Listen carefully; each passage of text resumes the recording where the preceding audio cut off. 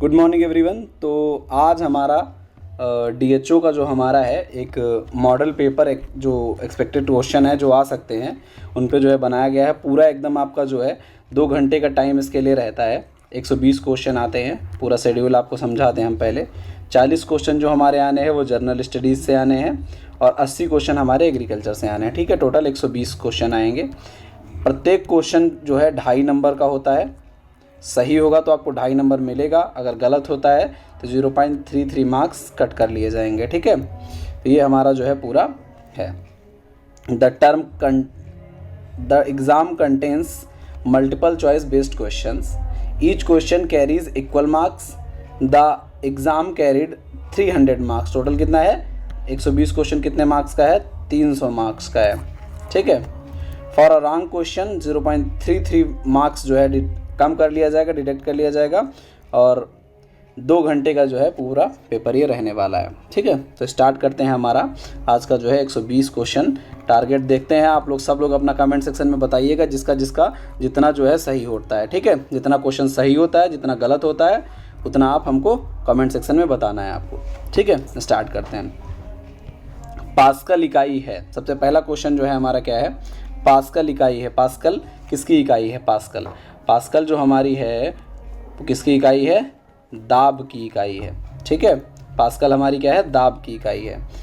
निम्न में से किस माध्यम में ध्वनि की चाल सर्वाधिक होती है? तो ध्वनि की चाल की अगर बात किया जाए तो सबसे ज़्यादा ध्वनि की चाल कहाँ होती है? एल्युमिनियम में होती है, उसके बाद स्टील में होती है। सबसे कम जो हमारी ध्वनि की चाल होती है वो कहाँ होती है? निर्वात में होती है या फिर ऑक्सीजन में होती है। सबसे कम ध्वनि की चाल कहाँ होती है? ऑक्सीजन में होती है। ठीक है, इसके बाद बात करते हैं निम्न में से किस रंग की तरंग दैर्ध्य अर्थात वेवलेंथ सर्वाधिक होती है? आप लोग सब लोग फार्मूला पढ़े होंगे, कौन सा? विबग्योर का। ये जो हमारा फार्मूला है क्या है? दृश्य तरंगों का होता है। ठीक है, दृश्य तरंगे जो हमारी होती हैं, जो विजुअल रेज हैं, ये हमारी इस हिसाब से दिखती हैं, जिसमें सबसे पहले हमारी क्या है? ये हमारी क्या है? वैलेट मतलब बैंगनी की जो वेवलेंथ होती है वो सबसे कम होती है। ठीक है, और रेड की वेवलेंथ जो होती है वो सर्वाधिक होती है। अगर फ्रीक्वेंसी की बात किया जाए तो वैलेट की फ्रीक्वेंसी ज़्यादा होती है और रेड की फ्रीक्वेंसी कम होती है। तो यहाँ पर पूछा है वेवलेंथ सर्वाधिक किसकी होती है, तो यहाँ इसका जवाब होगा रेड की। ठीक है, लाल रंग की जो वेवलेंथ तरंग दैर्ध्य होती है वो सर्वाधिक होती है। एक्चुअली तरंग दैर्ध्य और ये वेवलेंथ होता क्या है? एक समान जो है ये हमारी जो तरंग है, ठीक है, ये तरंग हमारी कुछ ऐसे गति करती है। ठीक है, ये तरंग कुछ हमारी ऐसे गति करती है, तो जितने टाइम में ये अपने आप को रिपीट करती हैं, ठीक है, जितने टाइम में अपने आप को रिपीट करती हैं उसमें जितना भी ये लेंथ कवर करती हैं उसको बोला जाता है वेवलेंथ। और 1 सेकेंड में जितनी बार ये अपने आप को रिपीट करती हैं उसे बोला जाता है क्या? फ्रीक्वेंसी। ठीक है, तो फ्रीक्वेंसी जो होती है, जो आवृत्ति होती है, वो क्या होती है? वेवलेंथ के व्युत्क्रमानुपाती होती है। ठीक है, अगर वेवलेंथ ज़्यादा होगी तो फ्रीक्वेंसी कम होगी, अगर फ्रीक्वेंसी ज़्यादा होगी तो वेवलेंथ कम होगी। ठीक है, तो वेवलेंथ सर्वाधिक किसकी होती है? लाल की। और सबसे कम भी फ्रीक्वेंसी भी इसी की होगी। ठीक है, और सबसे ज़्यादा फ्रीक्वेंसी किसकी होती है? बैंगनी की। और सबसे कम वेवलेंथ भी किसकी होगी? बैंगनी की। ठीक है, ये आपको यहाँ क्वेश्चन क्या है? तरंग दैर्ध्य सर्वाधिक लाल की होती है। ऑप्टिकल फाइबर किस सिद्धांत पर कार्य करते हैं? क्वेश्चन कई बार यूपीपीसीएस में पूछा गया है। ऑप्टिकल फाइबर किस सिद्धांत पर कार्य करते हैं? तो ये किस सिद्धांत पर कार्य करते हैं? पूर्ण आंतरिक परावर्तन के सिद्धांत पर कार्य करते हैं। टोटल रिफ्लेक्शन पे। जैसे क्या होता है, ये मान लो एक माध्यम से जब दूसरे माध्यम में किरण जाती है तो क्या करती है? जब कोई किरण एक माध्यम से दूसरे माध्यम, प्रकाश की कोई किरण एक माध्यम से दूसरे माध्यम में जाती है तो अपने मार्ग से विचलित हो जाती है। ये नियम आप सबको पता होगा। अब उसके विचलन की अवस्था ऐसी हो कि वो रिफ्लेक्ट होके फिर उसी माध्यम में वापस आ जाए। ठीक है, जब वो रिफ्लेक्ट होकर उसी माध्यम में वापस आ जाए, इसे बोलते हैं पूर्ण आंतरिक परावर्तन। इसी पर जो है कार्य करता है हमारा क्या? पूर्ण आंतरिक परावर्तन पर ही ऑप्टिकल फाइबर। ठीक है, आगे बात करते हैं। अस्थियों उपास्थियों को बनाने में कार्य करने वाली प्रोटीन जो होती है, कौन सी होती है? अस्थियों और उपास्थियों में कार्य करने वाली प्रोटीन कौन सी होती है? तो अस्थियों और उपास्थियों में कार्य करने वाली प्रोटीन जो होती है वो कौन सी होती है?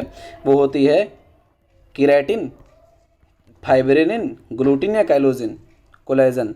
ठीक है, तो इसमें जो है कैरोटीन जो हमारी है ये कहाँ पाई जाती है? दांत में पाई जाती है। ठीक है, फिब्रेनिन कहाँ पाई जाती है? हमारे बालों में पाई जाती है। ठीक है, ग्लूटिन हमारा कहाँ पाई जाती है? गेहूं में पाई जाती है, गेहूं में पाई जाने वाली प्रोटीन है। ठीक है, तो बचा क्या हमारा? कोलेजन। कोलेजन हमारा कहाँ पाई जाती है? बोन्स और कार्टिलेजेस यानी अस्थि और उपास्थियों में पाई जाती है। कौन सी प्रोटीन?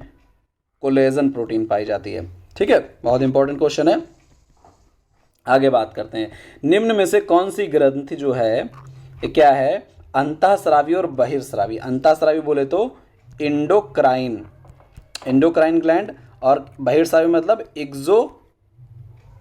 एक्सोक्राइन। ठीक है, इंडोक्राइन और एक्सोक्राइन दोनों प्रकार की यानी मिश्रित प्रकार की ग्रंथि कौन सी होती है जिसमें अंतःस्रावी और बहिर्स्रावी दोनों होती है? मिक्स्ड कौन सी है? तो होती है हमारी कौन सी ग्रंथि? अग्न्याशय, अर्थात इंग्लिश में अगर बात करें तो पैनक्रियाज। ठीक है, पैनक्रियाज हमारी कैसी होती है? मिक्स्ड होती है। ठीक है, ये अंतःस्रावी और बहिर्स्रावी दोनों होती है। ठीक है, आगे बात करते हैं, बुद्ध ने सर्वाधिक उपदेश निम्न में से किस स्थान पर दिए थे? बुद्ध ने, गौतम बुद्ध ने सर्वाधिक उपदेश अपने कहाँ पर दिए थे? श्रावस्ती में दिए थे। ठीक है, सबसे पहला उपदेश कहाँ पर दिए थे? सारनाथ में दिए थे। ठीक है, सबसे अधिक समय तक रहे कहाँ थे? वैशाली में रहे थे। उनको ज्ञान कहाँ प्राप्त हुआ था? बोधगया में प्राप्त हुआ था। ठीक है, सारे आपको तैयार हो गए। सबसे ज़्यादा उपदेश कहाँ? श्रावस्ती में। पहला उपदेश कहाँ? सारनाथ में। वैशाली में सबसे ज़्यादा समय तक निवास किए थे। बोधगया में उनको ज्ञान प्राप्त हुआ था। ठीक है, स्यादवाद का सिद्धांत किस धर्म से संबंधित है? स्यादवाद का सिद्धांत संबंधित है जैन धर्म से। ठीक है, स्यादवाद का सिद्धांत क्या कहता है? इसे बोलते हैं हम लोग क्या? अनेकांतवाद का सिद्धांत। कहने का इसके मतलब होता है कि कोई भी ज्ञान पूर्णतः सत्य नहीं होता है और ना ही पूर्णतः असत्य होता है।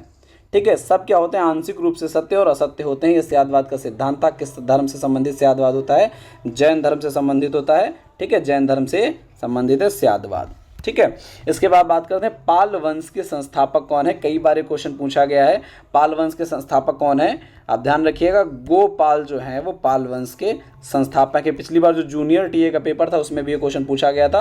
पाल वंश के संस्थापक कौन है? गोपाल है। ठीक है, इसके बाद बात करते हैं मीनाक्षी मंदिर का निर्माण निम्न में से किन राजाओं ने मीनाक्षी मंदिर का निर्माण किया था? राष्ट्रकूट, पांड्य, चंदेल या पल्लव? आपको बताना है राष्ट्रकूट, पांड्य, चंदेल और पल्लव। ठीक है, आंसर आप दीजिए कमेंट सेक्शन में जल्दी जल्दी। तो इसकी जो मीनाक्षी मंदिर का निर्माण किसने किया था? ये किया था पांड्य शासकों ने। ठीक है, पांड्य शासकों ने क्या किया था? मीनाक्षी मंदिर का निर्माण किया था। ठीक है, किताबुल हिंद की रचना प्रसिद्ध लेखक जो है किसने किताबुल हिंद की रचना की थी? कौन से प्रसिद्ध लेखक जिन्होंने किताबुल हिंद की रचना की थी? कमेंट सेक्शन में जल्दी जल्दी उत्तर दीजिए। टाइम बहुत ज़्यादा नहीं क्योंकि 120 क्वेश्चन सॉल्व करने हैं। जल्दी जल्दी आंसर दीजिए। चलो, किताबुल हिंद की रचना जो है प्रसिद्ध लेखक कौन से थे? अल बरूनी ने जो है किताबुल हिंद की रचना की थी। क्वेश्चन नंबर आप साथ में डालते रहे, जैसे 11 का अगर आप दूसरा दे रहे हैं या बी दे रहे हैं तो 11 का बी लिखिए, जिससे हमारे जो है कन्फ्यूजन नहीं रहेगी आपके आंसर देखने में। ठीक है, आगे चलिए बात करते हैं, निम्नलिखित को सही सुमेलित करिए। ठीक है, आपको सही सुमेलित करना है। कौन सी जो है पुस्तक जो है किसने लिखी है? सुभाष चंद्र बोस, राजा राम मोहन राय, अबुल कलाम आज़ाद, दादा भाई नौरोजी। इधर पुस्तकें हमारी लिखी है, India wins freedom, Indian struggle, the poverty and un British rule in India और प्रिसेप्ट ऑफ जीसस। ठीक है, जल्दी जल्दी आंसर करिए। तो अगर हम बात करें जो हमारे दादा भाई नौरोजी की बुक है वो कौन सी है? The poverty and un British rule in India, जिसमें इन्होंने क्या बताया था? ड्रेन ऑफ वेल्थ का सिद्धांत दिया था, धन के निष्कासन का। इन्होंने बताया था कि ब्रिटिशर्स जो है भारत से क्या कर रहे हैं? धन को निष्कासित करके ब्रिटेन की ओर ले जा रहे हैं। इसे बोलते हैं ड्रेन ऑफ वेल्थ का सिद्धांत। किसने दिया था? दादा भाई नौरोजी ने। कौन सी किताब लिखी थी? The poverty and un British rule in India. ठीक है, तो यानी 4 का सी हमारा किस में दिख रहा है आपको? ये दो ऑप्शन में 4 का सी दिख रहा है। इसका मतलब जो है नीचे वाले दो हमारे क्या हो गए? बेकार हो गए। इसके बाद बात करते हैं हमारा क्या, अब अगली बात करते हैं, अबुल कलाम आज़ाद ने लिखी थी इंडिया विंस फ्रीडम। ठीक है, सुभाष चंद्र बोस ने लिखी थी इंडियन स्ट्रगल, राजा राम मोहन राय ने लिखी थी प्रिसेप्ट्स ऑफ जीसस। ठीक है, तो इस हिसाब से हमारा पहले का दूसरा और दूसरे का चौथा, तो हमारा ये पहला ऑप्शन ही सही हो रहा है। ठीक है, BDAC पहला ऑप्शन इसका सही होगा। ठीक है, सुभाष चंद्र बोस ने लिखी थी कौन सी बुक? सुभाष चंद्र बोस ने लिखी थी इंडियन स्ट्रगल, राजा राम मोहन राय ने लिखी थी प्रिसेप्ट्स ऑफ जीसस, अबुल कलाम आज़ाद ने लिखी थी कौन सी? इंडिया विंस फ्रीडम, और दादा भाई नौरोजी ने poverty and un British rule in India लिखी थी। ठीक है, यहाँ तक सबका सही होगा तो आगे बढ़ते हैं 13 नंबर पे। क्वेश्चन नंबर 13, व्यक्तिगत सत्याग्रह के दौरान प्रथम सत्याग्रही थे। जल्दी जल्दी आंसर दीजिए। व्यक्तिगत सत्याग्रह के दौरान प्रथम सत्याग्रही कौन थे? विनोबा भावे, जवाहरलाल नेहरू, महात्मा गांधी, मौलाना अबुल कलाम आज़ाद। ये मौलाना इधर का है, मौलाना अबुल कलाम आज़ाद। ठीक है, जल्दी जल्दी आंसर दीजिए। तो इसके व्यक्तिगत सत्याग्रह के प्रथम सत्याग्रही थे विनोबा भावे। ठीक है, विनोबा भावे प्रथम सत्याग्रही थे। ठीक है, अगर बात किया जाए सेकंड सत्याग्रही, ये भी क्वेश्चन पूछा गया कई बार, तो वो थे जवाहरलाल नेहरू। ठीक है, जो ये प्रथम थे और ये कौन थे? द्वितीय थे। ठीक है, इसके बाद बात करते हैं कांग्रेस का विभाजन निम्न में से किस वर्ष हुआ था? कांग्रेस का विभाजन हुआ था 1907 के सूरत अधिवेशन में। ठीक है, सूरत अधिवेशन में 1907 में कांग्रेस का विभाजन हुआ था, जिसमें कांग्रेस जो है गरम दल और नरम दल दो भागों में टूट गई थी। ठीक, गरम दल और नरम दल दो भागों में टूट गए थे, उग्रवादी और उदारवादी दो भागों में टूट गई थी। ठीक है, एक्चुअली इसका कारण क्या था? 1905 में बंगाल विभाजन हुआ था। 1905 में जो है सबसे पहला कारण था जो उग्रवादी थे, उग्रवादी और उदारवादी का कॉन्फ्लिक्ट है यहाँ पर। ठीक है, उग्रवादियों जो है क्या हो रहे थे, धीरे धीरे जो है इनका प्रभाव बढ़ रहा था कांग्रेस में। उदारवादी पहले से जो है कांग्रेस में बने हुए थे। ठीक है, तो उग्रवादी क्या कर रहे थे, अपना प्रभाव धीरे धीरे बढ़ा रहे थे। इस प्रभाव को जो है देख रहे थे उदारवादी, उनको समस्याएं हो रही थी क्योंकि अब उनकी संख्या उग्रवादियों की बढ़ती जा रही थी। ठीक है, तो भैया अध्यक्ष पद को लेकर पहला विवाद हुआ कि अध्यक्ष कौन बनेगा। ठीक है, उग्रवादी चाहते थे कि अध्यक्ष जो बनाया जाए वो कौन बनाया जाए? बाल गंगाधर तिलक बनाया जाए। ठीक है, या फिर लाला लाजपत राय बनाया जाए। इन्होंने क्या किया? इन्होंने रास बिहारी घोष का नाम कर दिया आगे उदारवादियों ने। ठीक है, तो समस्या पैदा हुई। सबसे पहले 1905 में ही हल्का सा प्रॉब्लम हुई थी, लेकिन 1905 में जो है साल भोगी। फिर 1906 में जो है कलकत्ता अधिवेशन हुआ। कलकत्ता अधिवेशन में और फिर प्रॉब्लम हुई, लेकिन दादा भाई नौरोजी जो है अध्यक्ष बन गए। दादा भाई नौरोजी ने क्या किया? दोनों पक्षों को शांत करवा के दोनों की मांगों को मान लिया। 1907 में जो है फाइनली अध्यक्ष पद के लिए विवाद हुआ और उसमें कांग्रेस का विभाजन हो गया। ठीक है, उसके बाद जो है नेशनलिस्ट पार्टी बन गई जो है उग्रवादियों की, और इंडियन नेशनल कांग्रेस बनी रही किसके लिए? उदारवादियों के लिए। ठीक है, इसके बाद बात करते हैं तो कब हुआ था? 1907 में। ठीक है, इसके बाद बात करते हैं 15वां क्वेश्चन हमारा है, भारतीय संविधान में मूल अधिकारों को किस अनुच्छेद में रखा गया है? किस आर्टिकल के तहत जो है फंडामेंटल राइट्स को रखा गया है? आपको बताना है फंडामेंटल राइट्स के बारे में। फंडामेंटल राइट्स जो हमारे हैं ये भाग 3 में आपको आर्टिकल्स बताने हैं 1 से 4, 5 से 11, 12 से 35, 36 से 51। ठीक है, तो जो हम बता रहे हैं फंडामेंटल राइट्स किस में रखे गए हैं?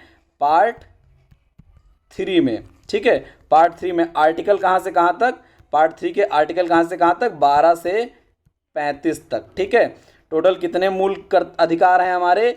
6 हैं। पहले कितने थे? 7 थे। जो संपत्ति का अधिकार है वो हमारा मूल अधिकार ना रह के विधिक अधिकार हो गया। ठीक है, उसको शिफ्ट कर दिया गया है आर्टिकल 300A में।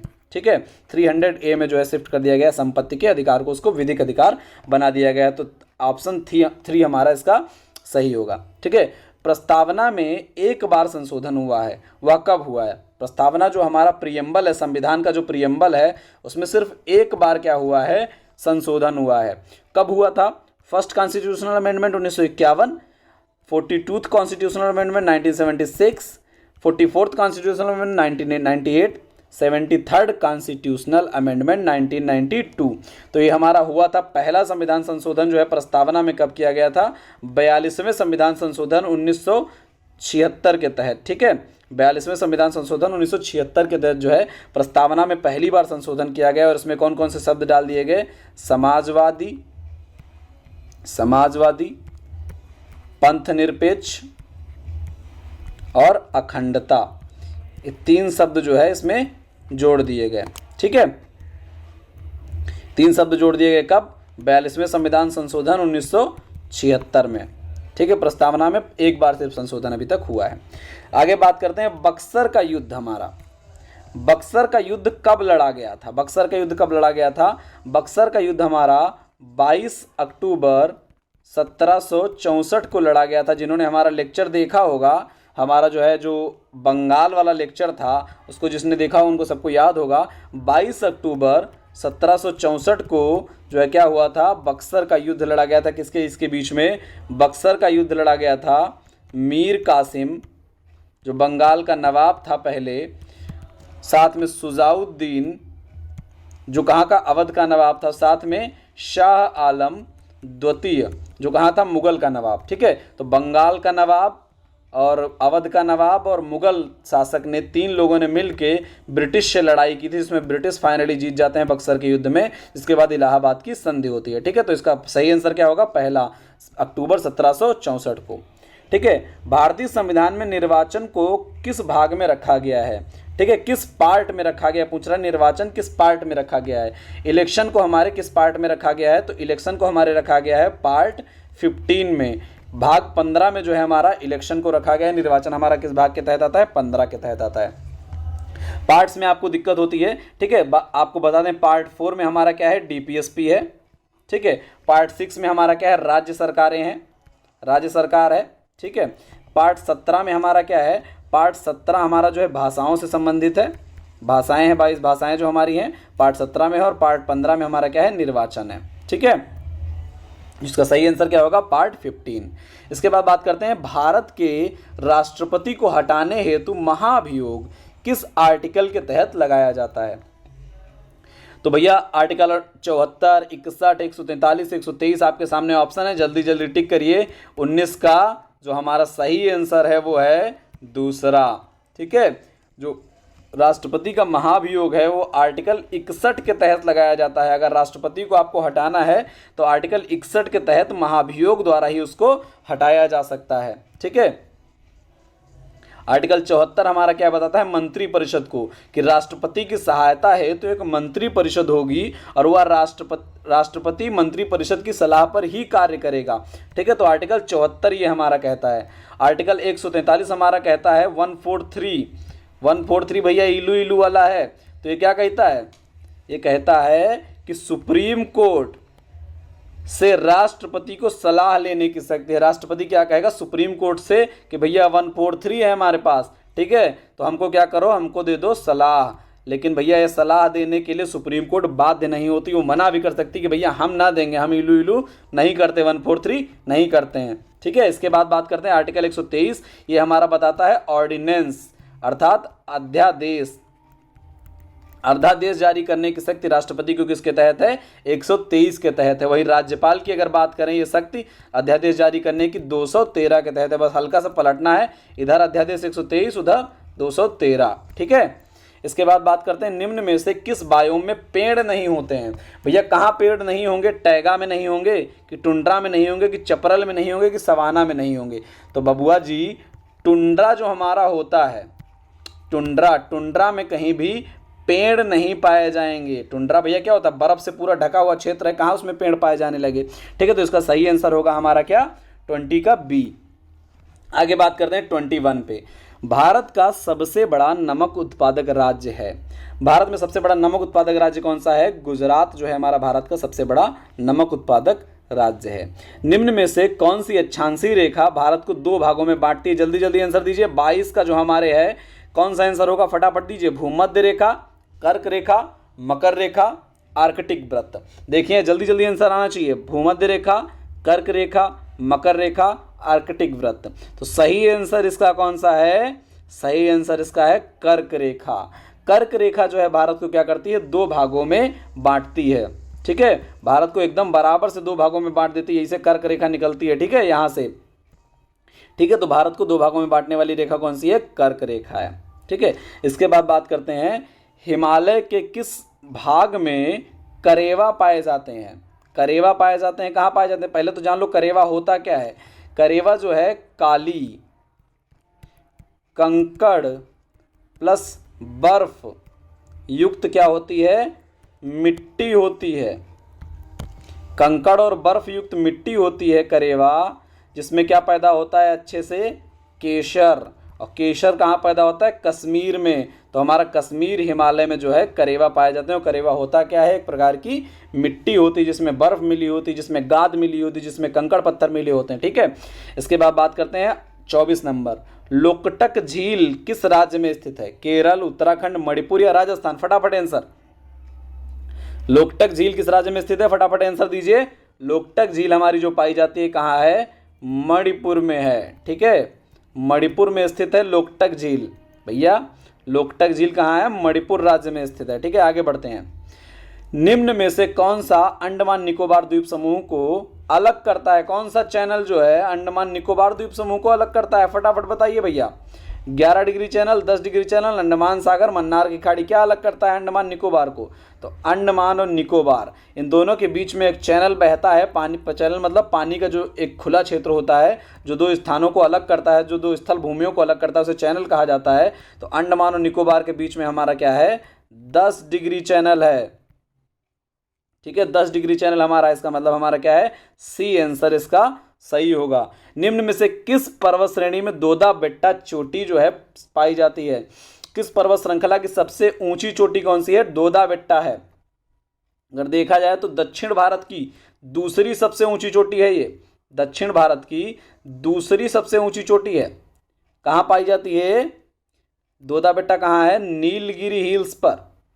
ठीक है, और अन्नामलाई पर जो अनायमुदी पाई जाती है, अन्नामलाई पहाड़ी पर एक चोटी पाई जाती है अनायमुडी, जो दक्षिण भारत की सबसे ऊंची चोटी है। ठीक है, चलिए आगे बढ़ते हैं। निम्न में से किस नदी को पंचनद में शामिल नहीं किया गया? फटाफट आंसर दें। रावी, सिंधु, चेनाब और झेलम पंचनद में शामिल नहीं है भैया। पंचनद वही 5 नदियां जिनसे मिलकर पंजाब बनता है। पंजाब का नाम पंजाब इसीलिए पड़ा क्योंकि ये 5 नदियां यहां आके गिरती हैं भैया। 5 क्या बनाती हैं? दोआब बनाती हैं, इसीलिए पंचनद नाम पड़ा है। 5 नदियां भैया।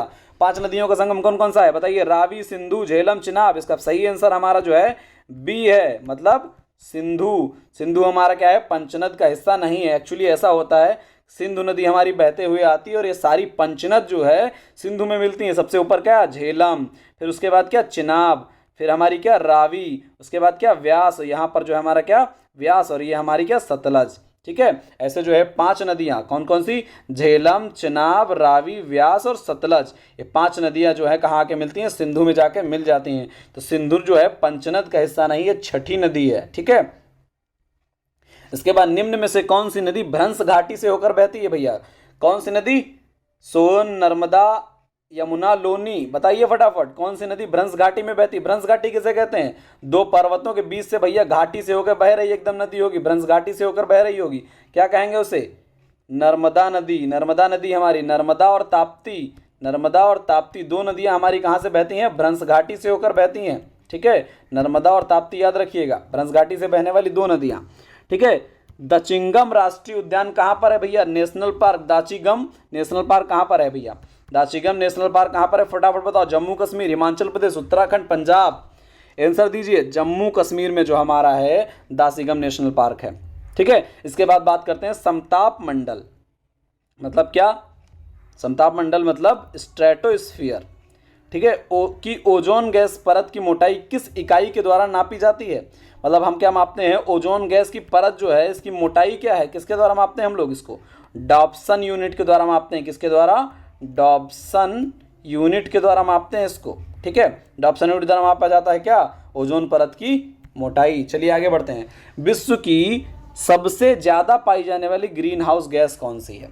चलिए भैया, ग्रीन हाउस गैस बताइए। CO2 सबसे ज्यादा है, या जलवाष्प मतलब H2O सबसे ज्यादा है, वाटर वेपोर, या सल्फर डाइऑक्साइड सबसे ज्यादा है, या ओजोन सबसे ज्यादा है? कौन सी ग्रीन हाउस गैस सबसे ज्यादा है मात्रा में पाई जाती है? ठीक है, सबसे ज्यादा मात्रा में पाई जाने वाली गैस कौन सी है? सबका आंसर इसमें गलत होने वाला, फटाफट आंसर दे। 31 का बी आंसर इसका सही है। जलवाष्प जो है मात्रा में सबसे अधिक पाई जाती है। हालांकि ये जो है नुकसान बहुत कम पहुंचाती है, लेकिन ग्रीन हाउस गैस है और सबसे ज़्यादा 60 से 65% मात्रा में पाई जाती है। ठीक है, जलवाष्प। ठीक है, कार्बन डाइऑक्साइड बहुत कम मात्रा में पाई जाती है, लेकिन फिर भी ये जो है नुकसानदायक बहुत है। ठीक है, ग्रीन हाउस में नुकसानदायक बहुत है। चलिए आगे बढ़ते हैं। BCG का टीका, BCG का टीका किसके द्वारा मतलब किस रोग के लिए लगाया जाता है भैया? कोरोना के लिए, TB के लिए, टिटनेस के लिए, याज याज रोग हमारा जो है उसके लिए किसके लिए लगाया जाता है? याज हमारा वायरल डिजीज है। चलो बताओ फटाफट, किसके लिए टीका लगाया जाता है? बीसीजी का। बीसीजी का टीका लगाया जाता है टीबी के लिए, ट्यूबरकुलोसिस के लिए। ठीक है, चलिए बीसीजी का टीका किसके लगाया जाता है? ट्यूबरकुलोसिस के लिए लगाया जाता है। 32 का हमारा क्या होगा? इसका दूसरा ऑप्शन सही होगा। इसके बाद बात करते हैं हमारा क्या 33 नंबर क्वेश्चन। निम्न में से कौन सा रोग विटामिन डी की कमी से होता है? निम्न में से कौन सा रोग विटामिन डी की कमी से होता है? फटाफट आंसर दें। Pigeon chest in child, sterility in female, bleeding disorder, pernicious anaemia. चलो भैया, पिजन चेस्ट इन चाइल्ड बताना है या sterility in female, bleeding disorder या परनीसियस एनीमिया? जल्दी जल्दी आंसर दें। 33 का विटामिन डी की कमी से होने वाला रोग कौन सा इनमें से है? तो विटामिन डी की कमी से होने वाला रोग भैया आप लोग सब लोग पढ़े होंगे, रिकेट्स। ठीक है, इसके अलावा आज पढ़ लीजिए पिजन चेस्ट इन चाइल्ड। इसके अलावा क्या होता है? ऑस्टोमलेशिया भी इसी के कारण होता है। ऑस्टोमलेशिया किस में होता है? ओल्ड्स में, बूढ़े लोगों में होता है, गांठों में दर्द हो जाता है। ठीक है, पिजन चेस्ट इन चाइल्ड किसके द्वारा होता है? विटामिन डी के कारण। तो पहला ऑप्शन इसका सही होगा। इसके बाद बात करते हैं, हाल ही में युवा कार्यक्रम निम्न में से किस विभाग द्वारा प्रारंभ किया गया? जो युवा कार्यक्रम हमारा है, ये करंट अफेयर का क्वेश्चन है एकदम भैया, हाल ही का क्वेश्चन है। युवा कार्यक्रम किस विभाग ने प्रारंभ किया? शिक्षा मंत्रालय, गृह मंत्रालय, HRD, human resources development ministry, या फिर हमारा क्या एग्रीकल्चर मिनिस्ट्री? किसके द्वारा शुरू किया गया युवा कार्यक्रम? तो युवा कार्यक्रम शुरू किया गया है हमारा क्या एजुकेशन मिनिस्ट्री, अर्थात शिक्षा मंत्रालय के द्वारा शुरू किया गया है क्या युवा कार्यक्रम। इसके तहत जो युवा हैं वो क्या करेंगे? अपने आर्टिकल्स, अपने पुस्तकें लिख करके क्या कर सकते हैं? प्रकाशित करवा सकते हैं, जो है लिख सकते हैं। ठीक है, इसके लिए जो है ये चलाया गया युवा कार्यक्रम है, किसके द्वारा? शिक्षा मंत्रालय द्वारा। चलिए आगे बढ़ते हैं। 35 हम लोग पहुंच गए हैं 35 नंबर क्वेश्चन पे। हाल ही में इंसान में बर्ड फ्लू वायरस का पहला केस दर्ज किया गया भैया। पहली बार जो है विश्व में पहली बार बर्ड फ्लू हमारा किससे होता था? H1N1 या H1N10 कुछ ऐसे करके है। ठीक है, तो ये हमारा बर्ड फ्लू वायरस जो है पहली बार दर्ज किया गया किस में है? इंसान में, ह्यूमन में। कहाँ पर? भारत, चीन, नेपाल, अफगानिस्तान। जल्दी जल्दी आंसर दें। इसका सही आंसर जो आपके सामने है, कोरोना वायरस के गुरुजी, चाइना। ठीक है, चाइना में पहली बार बर्ड फ्लू वायरस को इंसानों में, ह्यूमंस में पाया गया है, चीन में। हालांकि डरने की बात नहीं, इतना भयंकर नहीं है, डरते बहुत कम है इसका, और बड़ा मुश्किल से तो ये बर्ड से बर्ड में फैल पाता है। तो इंसानों में कहीं एक केस देखने को मिल गया, फैल नहीं रहा है। हाल ही में पर्यावरण दिवस पर प्रोजेक्ट E100, अभी 5 जून हमारा जो गया है 2021 में, ठीक है, 5 जून 2021 को एक नया प्रोग्राम चलाया गया, जिस प्रोग्राम का नाम क्या है? Project E100। ये किससे संबंधित है? विद्युत चलित वाहन निर्माण से संबंधित है, या इथेनॉल ब्लेंडेड पेट्रोल को बढ़ावा देने से संबंधित है, या सौर ऊर्जा को बढ़ावा देने से संबंधित है, या 100 जिलों में वृक्षारोपण से संबंधित है? जल्दी जल्दी बताएं। पर्यावरण दिवस पे स्टार्ट किया गया है E100 प्रोजेक्ट E100। जल्दी जल्दी आंसर दें। इसका सही आंसर प्रोजेक्ट E100 का क्या है? इथेनॉल ब्लेंडेड पेट्रोल का बढ़ावा देने से जो है स्टार्ट किया गया है प्रोजेक्ट E100। लक्ष्य रखा गया है कि 2025 तक हम क्या करेंगे? 20%, मतलब तेल में जो है, पेट्रोल में 20% इथेनॉल मिलाएंगे, मतलब 20% इथेनॉल रहेगा और 80% क्या रहेगा? पेट्रोल रहेगा। इसको मिला के जो है चलाया जाएगा। ठीक है, मिश्रित करने का, इथेनॉल ब्लेंडेड का पेट्रोल मिलाने का जो है लक्ष्य रखा गया 2025 तक। हमारा क्या है? प्रोजेक्ट E100 के तहत। ठीक है, इसके बाद बात करते हैं, हाल ही में देश में पहली बार किस चिड़ियाघर में 8 एशियाटिक शेरों को कोरोना पॉजिटिव भैया पाया गया? पहली बार देश भर में पहली बार किसी जानवर को कोरोना हुआ। अपने जानवर को कोरोना हुआ, वो भी किनको हो गया? शेरों को, एशियाटिक शेरों को कोरोना हो गया। कहाँ पर हुआ? कौन से भैया? जो चिड़ियाघर हमारा कौन सा जू है वहाँ हुआ है। ये हमारा क्या है? Nehru zoological park, Hyderabad. ठीक है, तो नेहरू जूलॉजिकल पार्क हमारा जो हैदराबाद है, यहाँ पर क्या हुआ है? कोरोना पॉजिटिव पाए गए हैं क्या? 8 एशियाटिक शेर, इसमें से 4 मेल हैं और 4 फीमेल हैं। ठीक है। इसके बाद बात करते हैं 38 नंबर, भारत में असहयोग आंदोलन कब प्रारंभ हुआ था। भारत में असहयोग आंदोलन कब प्रारंभ हुआ था? 1906, 1920, 1928, 1942, फटाफट बताएं भैया। तो असहयोग आंदोलन हमारा जो है स्टार्ट हुआ था 1920 में, ठीक है, 1920 में स्टार्ट हुआ था। अगर बात करें डेट्स की तो 1906 में हमारा क्या बना था? मुस्लिम लीग बना था। 1920 में हमारा असहयोग आंदोलन हो गया। 1928 में हमारी क्या आई थी? नेहरू रिपोर्ट आई थी, ठीक है, 10 अगस्त 1928। 1942 में हमारा क्या हुआ था? क्विट इंडिया मूवमेंट यानी भारत छोड़ो आंदोलन चलाया गया था 1942 में, ठीक है। असहयोग आंदोलन 1920 में, भारत छोड़ो आंदोलन 1942 में, सविनय अवज्ञा आंदोलन 1930-31 में, ठीक है, 30-31 में। चलिए आगे बढ़ते हैं। किस प्रयाग पर भागीरथी और अलकनंदा नदी मिलकर गंगा नदी का निर्माण करती हैं? अर्थात एक क्वेश्चन तो पहले ये हो गया कि भागीरथी नदी और अलकनंदा नदी, ठीक है। ये अलकनंदा कहाँ से निकल रही? सतोपंथ ग्लेशियर से। भागीरथी कहाँ से निकल रही? गंगोत्री ग्लेशियर से। ये दोनों नदियाँ आके एक जगह पे मिलती हैं, जहाँ पर दो नदियाँ का संगम होता है उसे कहा जाता है प्रयाग, ठीक है। यहाँ पर जो है प्रयाग बनता है, यहीं से जो है जो नदी क्या कहलाती है? गंगा नदी कहलाती है, ठीक है। भागीरथी और अलकनंदा मिलके क्या बनाती है? भागीरथी थी, ये अलकनंदा थी, ठीक है। ये दोनों मिलके क्या बना रही है? गंगा नदी बना रही हैं। तो जिस प्रयाग पे मिलती है उस प्रयाग का नाम क्या है? देवप्रयाग है, ठीक है। तो इसका बी ऑप्शन सही होगा। देवप्रयाग पे हमारा क्या होता है? भागीरथी अलकनंदा मिलकर क्या बनाती हैं? गंगा नदी बनाती हैं, ठीक है। आगे बात करते हैं, सहायक गठबंधन प्रणाली का पहला शिकार कौन सा राज्य हुआ था? सहायक संधि जो है करने वाला पहला राज्य कौन सा राज्य था? आपको सबको बता चुके हैं ये हम। हैदराबाद जो है हमारा पहला राज्य था जिसने क्या किया था? सहायक संधि किया था। अगर फार्मूला आपकी बात करें सहायक संधि को अपनाने वाले तो आप याद कर लो, हम भैया हो गए technical assistant. H for Hyderabad, M for हमारा क्या? Mysore, T for Tanjore, A for Awadh. ये क्रम से जो है अपनाया था किसको? सहायक संधि को, ठीक है। इसके बाद बात करते हैं हम आपका, ये हमारे जो 40 क्वेश्चन जो है जीएस के हमारे अब 40 क्वेश्चन ये हमारे कंप्लीट हो गए, ठीक है। स्कोर अपना अपना ध्यान रखिएगा सब लोग, कितना कितना आपने जो है सही किया है, ठीक है। अपने आप जो है क्वेश्चन पेपर आप हाथ में रखिए, पेन ए का ए, 2 का बी ऐसे लिखते रहिए, इससे आपको फाइनली आपको पता चल जाएगा कितने क्वेश्चन आपने सही किए हैं, ठीक है। अब आप बाकी आपके जो 80 क्वेश्चन बचे हुए हैं वो किस चीज़ के बचे हैं? अब एग्रीकल्चर के, ठीक है। चलिए स्टार्ट कर देते हैं फिर। एग्रीकल्चर भी आपके सामने आज हम देखते हैं एग्रीकल्चर कैसा आप लोग काम करते हैं। थक गए यार लगातार बोल के। चलो अगला जो हमारा आप क्या स्टार्ट करते हैं हम? एग्रीकल्चर। 80 क्वेश्चन एग्रीकल्चर के आने वाले हैं भैया, एकदम कॉन्सेंट्रेटली आंसर देना है धड़ाधड़ सब लोग को, ठीक है। कमेंट सेक्शन हमारा भर जाना चाहिए। आज इतनी मेहनत की है आप लोग के लिए तो इतनी मेहनत आप लोग भी करें, ठीक है। कमेंट सेक्शन एकदम भर दें, सारे आंसर देने 120 के 120, देखना है कितना सही जो है आपका जाता है, ठीक है। लास्ट में आपका जो है प्रोजेक्शन आपको बताया जाएगा कितने पर सिलेक्शन होता है, कैसे होता है, ठीक है। ये सारी चीज़ें आपसे डिस्कस करेंगे बाद में हम। फिलहाल आप अभी जो है क्या करिए, आंसर दीजिए कमेंट सेक्शन में। हम जो है आपका टोटल स्कोर बताएंगे कितना आपने जो है कमेंट सेक्शन में कमाया, ठीक है।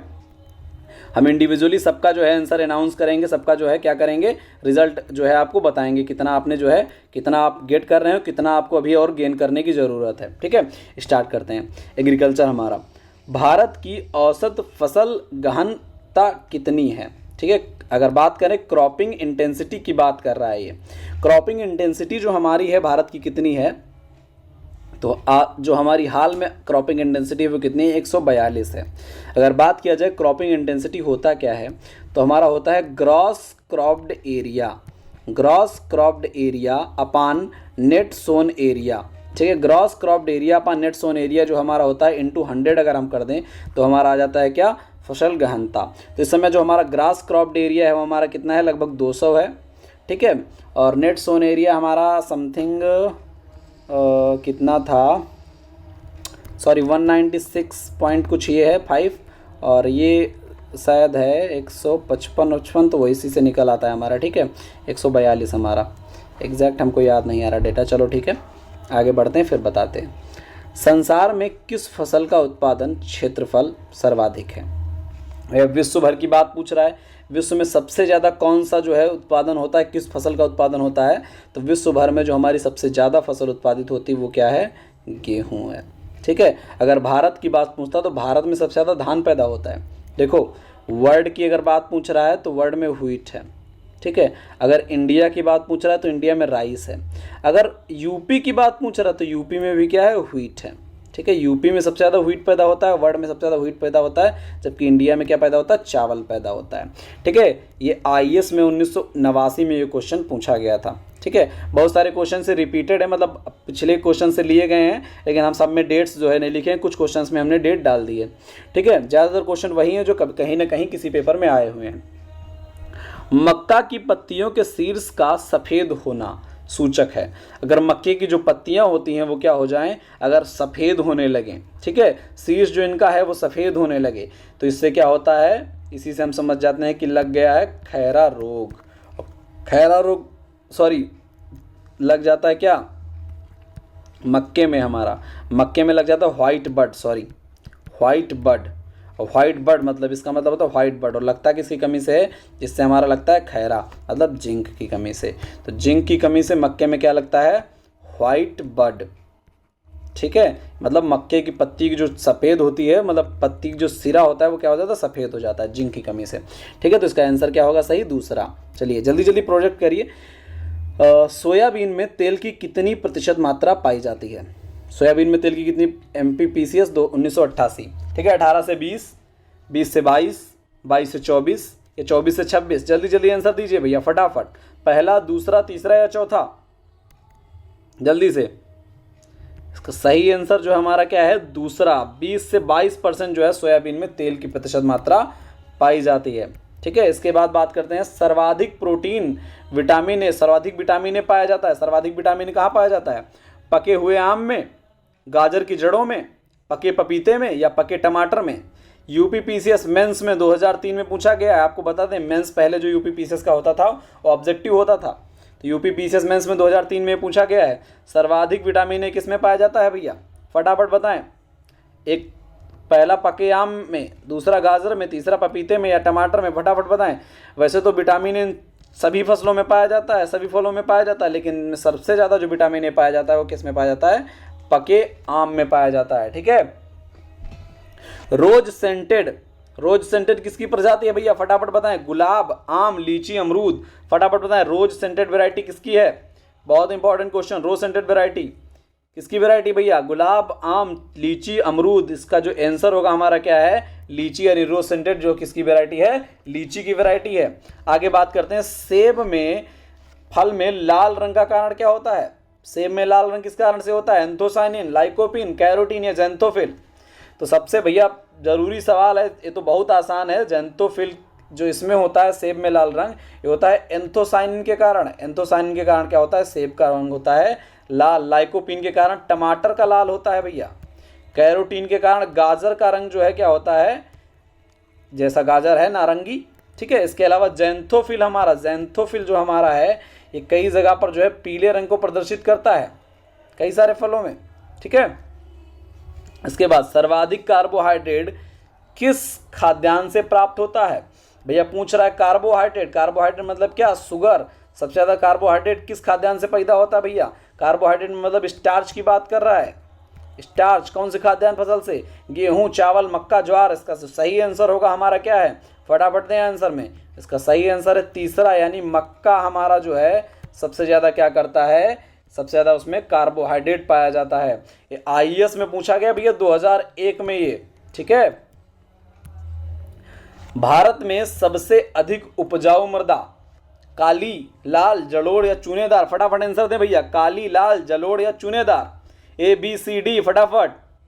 इसका सही आंसर है हमारा क्या, सबको पता है, C मतलब एल्यूवियल सॉयल, जलोढ़ मृदा। ठीक है, जलोढ़ मृदा मतलब एल्यूवियल सॉयल हमारी क्या है, सबसे ज़्यादा भारत में क्या है, उपजाऊ होती है। क्रम्बी स्ट्रक्चर पाया जाता है इसमें। 52, भारत में MSP अर्थात न्यूनतम समर्थन मूल्य की कीमत सरकार द्वारा वर्ष में कितनी बार घोषित की जाती है भैया। सरकार वर्ष भर में कितनी बार, 1 बार, 2 बार, 3 बार, 4 बार, फटाफट आंसर। CDS में पूछा गया 1999 में क्वेश्चन। भारत में न्यूनतम समर्थन मूल्य की कीमत सरकार वर्ष भर में कितनी बार निकालती है भैया, 2 बार निकालती है। एक रबी की निकालती है और एक खरीफ की प्रोजेक्शन निकालती है। ठीक है, 2 बार निकालती है। बी आंसर इसका सही होगा। चलिए आगे बात करते हैं। Food corporation of India FCI food corporation of India, नाम आप लोग बहुत सुने होंगे। स्थापना कब हुई थी? 1965 में, 1964 में, 1955 में, 1954 में। फटाफट बताएं भैया। तो इसकी सही अगर आंसर आप देंगे तो 1965 में फूड कॉर्पोरेशन ऑफ इंडिया की स्थापना हुई थी, 1965 में। भूधारण प्रणाली में रैयतवाड़ी व्यवस्था, मतलब भैया लैंड जो रिफॉर्म हुए थे, इन लैंड रिफॉर्म्स में जो अंग्रेज थे, अंग्रेजों ने जो है 3 व्यवस्थाएं चलाई थी। कौन कौन सी? भूधारण प्रणाली में 3 व्यवस्थाएं कौन कौन सी? पहली तो चलाई जमींदारी, ठीक है, दूसरी चलाई रैयतवाड़ी और तीसरी चलाई महालवाड़ी। जमींदारी में जमींदारों को जो है भूमि का मालिक माना गया। रैयतवाड़ी में रैयत मतलब होता है क्या? किसान, तो किसान को भूमि का मालिक माना गया। महाल मतलब होता था गांव या ग्राम सभा, तो महालवाड़ी में महाल यानी ग्राम सभा को जो है माना गया भूमि का मालिक। ठीक है, ये 3 व्यवस्थाएं चलाई गई थी। तो रैयतवाड़ी व्यवस्था जो है किसने चलाई थी? Lord Cornwallis, William Bentinck, Lord Chelmsford या थॉमस मुनरो? बताओ फटाफट। तो थॉमस मुनरो ने चलाई थी। लॉर्ड कॉर्नवालिस ने जो है जमींदारी प्रथा चलाई थी। ठीक है, जमींदारी प्रथा किसने चलाई थी? लॉर्ड कॉर्नवालिस ने चलाई थी। रैयतवाड़ी व्यवस्था थॉमस मुनरो ने चलाई थी। इसमें किसान जो है भूमि का मालिक होता था। आईएएस में 1999 में पूछा गया भैया। चलिए आगे बढ़ते हैं 55 नंबर क्वेश्चन पे। गन्ने की उचित एवं लाभप्रद कीमत, फेयर एंड रिप्रोडक्टिव जो हमारा प्राइस है, ये रिप्रेजेंटेटिव प्राइस जो है हमारा, ये कौन अनुमोदित करता है भैया? कौन निकालता है? गन्ने का एफआरपी, गन्ने का जो एफआरपी है कौन निकालता है? गन्ने का एफआरपी जो है निकालता है, आपके सामने ऑप्शंस हैं, आर्थिक मामलों के मंत्रिमंडल समिति, सीएसीपी यानी कृषि लागत एवं कीमत आयोग, कृषि मंत्रालय, विपणन एवं निरीक्षण निदेशालय या कृषि उत्पादन विपणन समिति। कौन निकालता है बच्चों इसमें?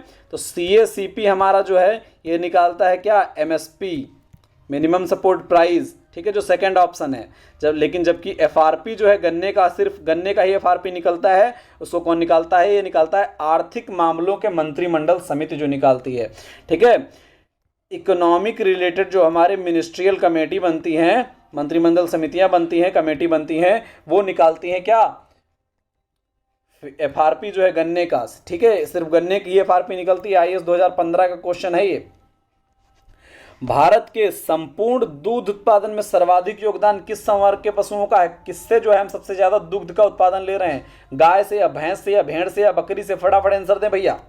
पहला गाय, दूसरा भैंस, तीसरा बकरी, चौथा भेड़। फटाफट आंसर। सबसे ज्यादा दूध किससे का पी रहे हैं हम लोग? भैंस का पी रहे हैं। दूसरा ऑप्शन इसका सही है। चलो 57 नंबर पे आ गए हम लोग भैया। बृहद मैदान के पुराने जलोढ़ को कहते हैं भैया, जो हमारा मैदान फैला हुआ है इसमें जो ओल्ड एल्यूवियल सॉइल है, पुराने जलोढ़, इन्हें क्या कहा जाता है? तो भैया जो हमारी एल्यूवियल सॉइल है उसको 2 भागों में हम लोग बांट दिए। किसमें? ओल्ड और न्यू में। ओल्ड को हम लोग कहते हैं क्या? ओल्ड को हम लोग कहते हैं भंगार। भंगार मतलब क्या? बांगर। और न्यू को हम लोग कहते हैं क्या? खादर। ठीक है, ओल्ड एल्यूवियल सॉइल बांगर और न्यू एल्यूवियल सॉइल क्या? खादर। तो इसमें पूछ रहा है ओल्ड, ओल्ड मतलब क्या? भंगार मतलब बांगर। सही आंसर होगा इसका बी। भारत में किस मृदा का क्षेत्रफल सर्वाधिक पाया जाता है? एरिया की बात पूछ रहा है भैया। एरिया में सबसे अधिक जो है पाया जाता है कौन सी मृदा? बताओ फटाफट। काली, लाल, मरुस्थलीय, जलोढ़। यूपीएससी 1996 में पूछा गया क्वेश्चन, 1996। बताओ फटाफट। काली, लाल, मरुस्थली, जलोढ़। सबसे ज्यादा एरिया में जलोढ़ मृदा पाई जाती है। ठीक है, आगे बढ़ते हैं। मैनग्रूव वनस्पतियां किस मृदा में पाई जाती हैं? मैनग्रूव्स आपको जब हम पढ़ा रहे थे क्या, इकोलॉजी, मैनग्रूव्स को बहुत डिटेल में बताए थे। मैनग्रूव्स क्या होते हैं? मैनग्रूव्स जहाँ पर नदियाँ हमारी समुंदर से मिलती हैं। ठीक है, तो यहाँ पर क्या होता है? जहाँ पर 2 बायोम मिलते हैं उस क्षेत्र में एक चीज़ डेवलप होती है जिसे हम लोग एक शब्द कहते थे इकोटोन। अब इस इकोटोन में क्या होता है? हमारा इकोटोन में क्या होता है? दलदल होता है। तो दलदली मृदा में हमारा क्या पैदा होते हैं? मैनग्रूव पैदा होते हैं। ठीक है, भारत में कितने प्रकार की मृदाएं पाई जाती हैं भैया? 9 प्रकार की, 11 प्रकार की, 18 प्रकार की, 28 प्रकार की? बताएं फटाफट। भारत में टोटल 11 प्रकार की मृदाएं पाई जाती हैं। ठीक है, सॉइल टाइप्स इन इंडिया 11। अगर आप बात करेंगे एग्रीकल्चर में तो हम 11 प्रकार की मृदाएं पढ़ते हैं आईसीआर द्वारा। ठीक है, अगर बात करें हम कौन कौन सी 11 प्रकार की मृदाएं पाई जाती हैं तो इसके लिए आप एक फार्मूला याद कर सकते हैं क्या? एसपी फ्रॉड ब्लास्ट हो गया भैया। ठीक है। S for skeleton soil, P for podzol soil, F for forest, R for red, O for organic soil, D for desert soil, desert and desertification, B for black, L for laterite, A for alluvial, S for saline, T for Terai. ये हमारी 11 प्रकार की मृदाएं total pi जाती हैं। अब trick की अगर बात रही तो ट्रिक आपको नेक्स्ट वीडियो में अलग से मिल जाएगी। अभी जो है आप किस पे ध्यान दें, भारत में कितने प्रकार की मृदाएं, 11 प्रकार की। चलिए आगे बढ़ते हैं। फेलरिस माइनर किस फसल का खरपतवार है, फटाफट बताएं। तो इससे आसान क्वेश्चन तो हो ही नहीं सकता कोई। धान, गेहूं, कपास, गन्ना, 4 बार पूछा गया पीसीएस में भैया, यूपी पीसीएस में 4 बार पूछा गया है अभी तक। फेलरिस माइनर किस फसल का खरपतवार है, फटाफट बताएं भैया। गेहूं का है, गेहूं का मामा है भैया फेलरिस माइनर। चलो भैया फटाफट, ठीक है, गेहूं है इसमें। फेलरिस माइनर क्या है, गेहूं का खरपतवार है, ठीक है।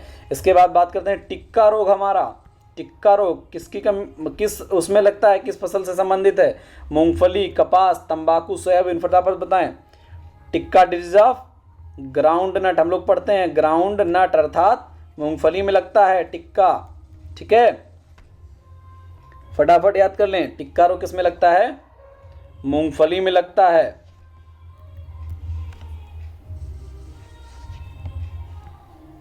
चलो आगे बढ़ते हैं। पनामा रोग किस फसल में लगता है भैया, पनामा रोग सेब, केला, काजू, तंबाकू, बताओ फटाफट पनामा किस में लगता है।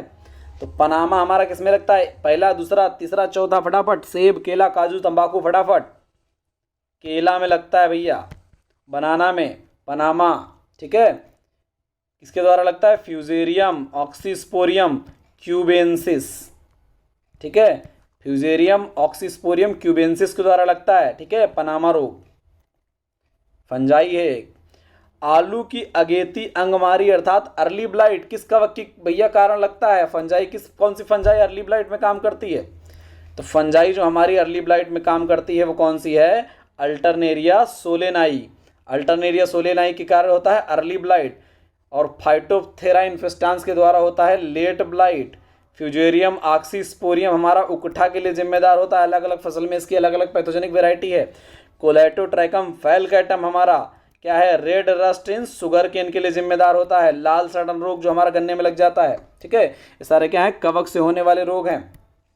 आगे बात करते हैं, आगे भैया बात करते हैं, इसको सुमेलित करना है, सूची 1 को सूची 2 से सुमेलित करना है, फटाफट मिलाइए भैया। रानीखेत रोग, मिल्क फीवर, थनैला रोग और गिलराट। रानीखेत जीवाणु भैया, जीवाणु जनित है, कवक जनित है, खाद्य पदार्थों की कमी से है या वायरस से लग रहा है भैया। तो रानीखेत हमारा रोग लग रहा है किससे, वायरस से। कौन सा वायरस लगता है यहाँ पर, रानीखेत किस वायरस से लगता है, वायरस का नाम क्या है, याद कर लो, पैरामिक्सो वायरस। क्या करते हैं, पैरों को मिक्स कर देते हैं, ऐसा वायरस होता है भैया। तो रानीखेत लगता है किसमें भैया, मुर्गियों में लगता है, ठीक है, मुर्गियों में लगता है रानीखेत, मुर्गियों में लगता है रानीखेत। किसके द्वारा, वायरस के द्वारा। कौन सा वायरस, पैरामिक्सो वायरस।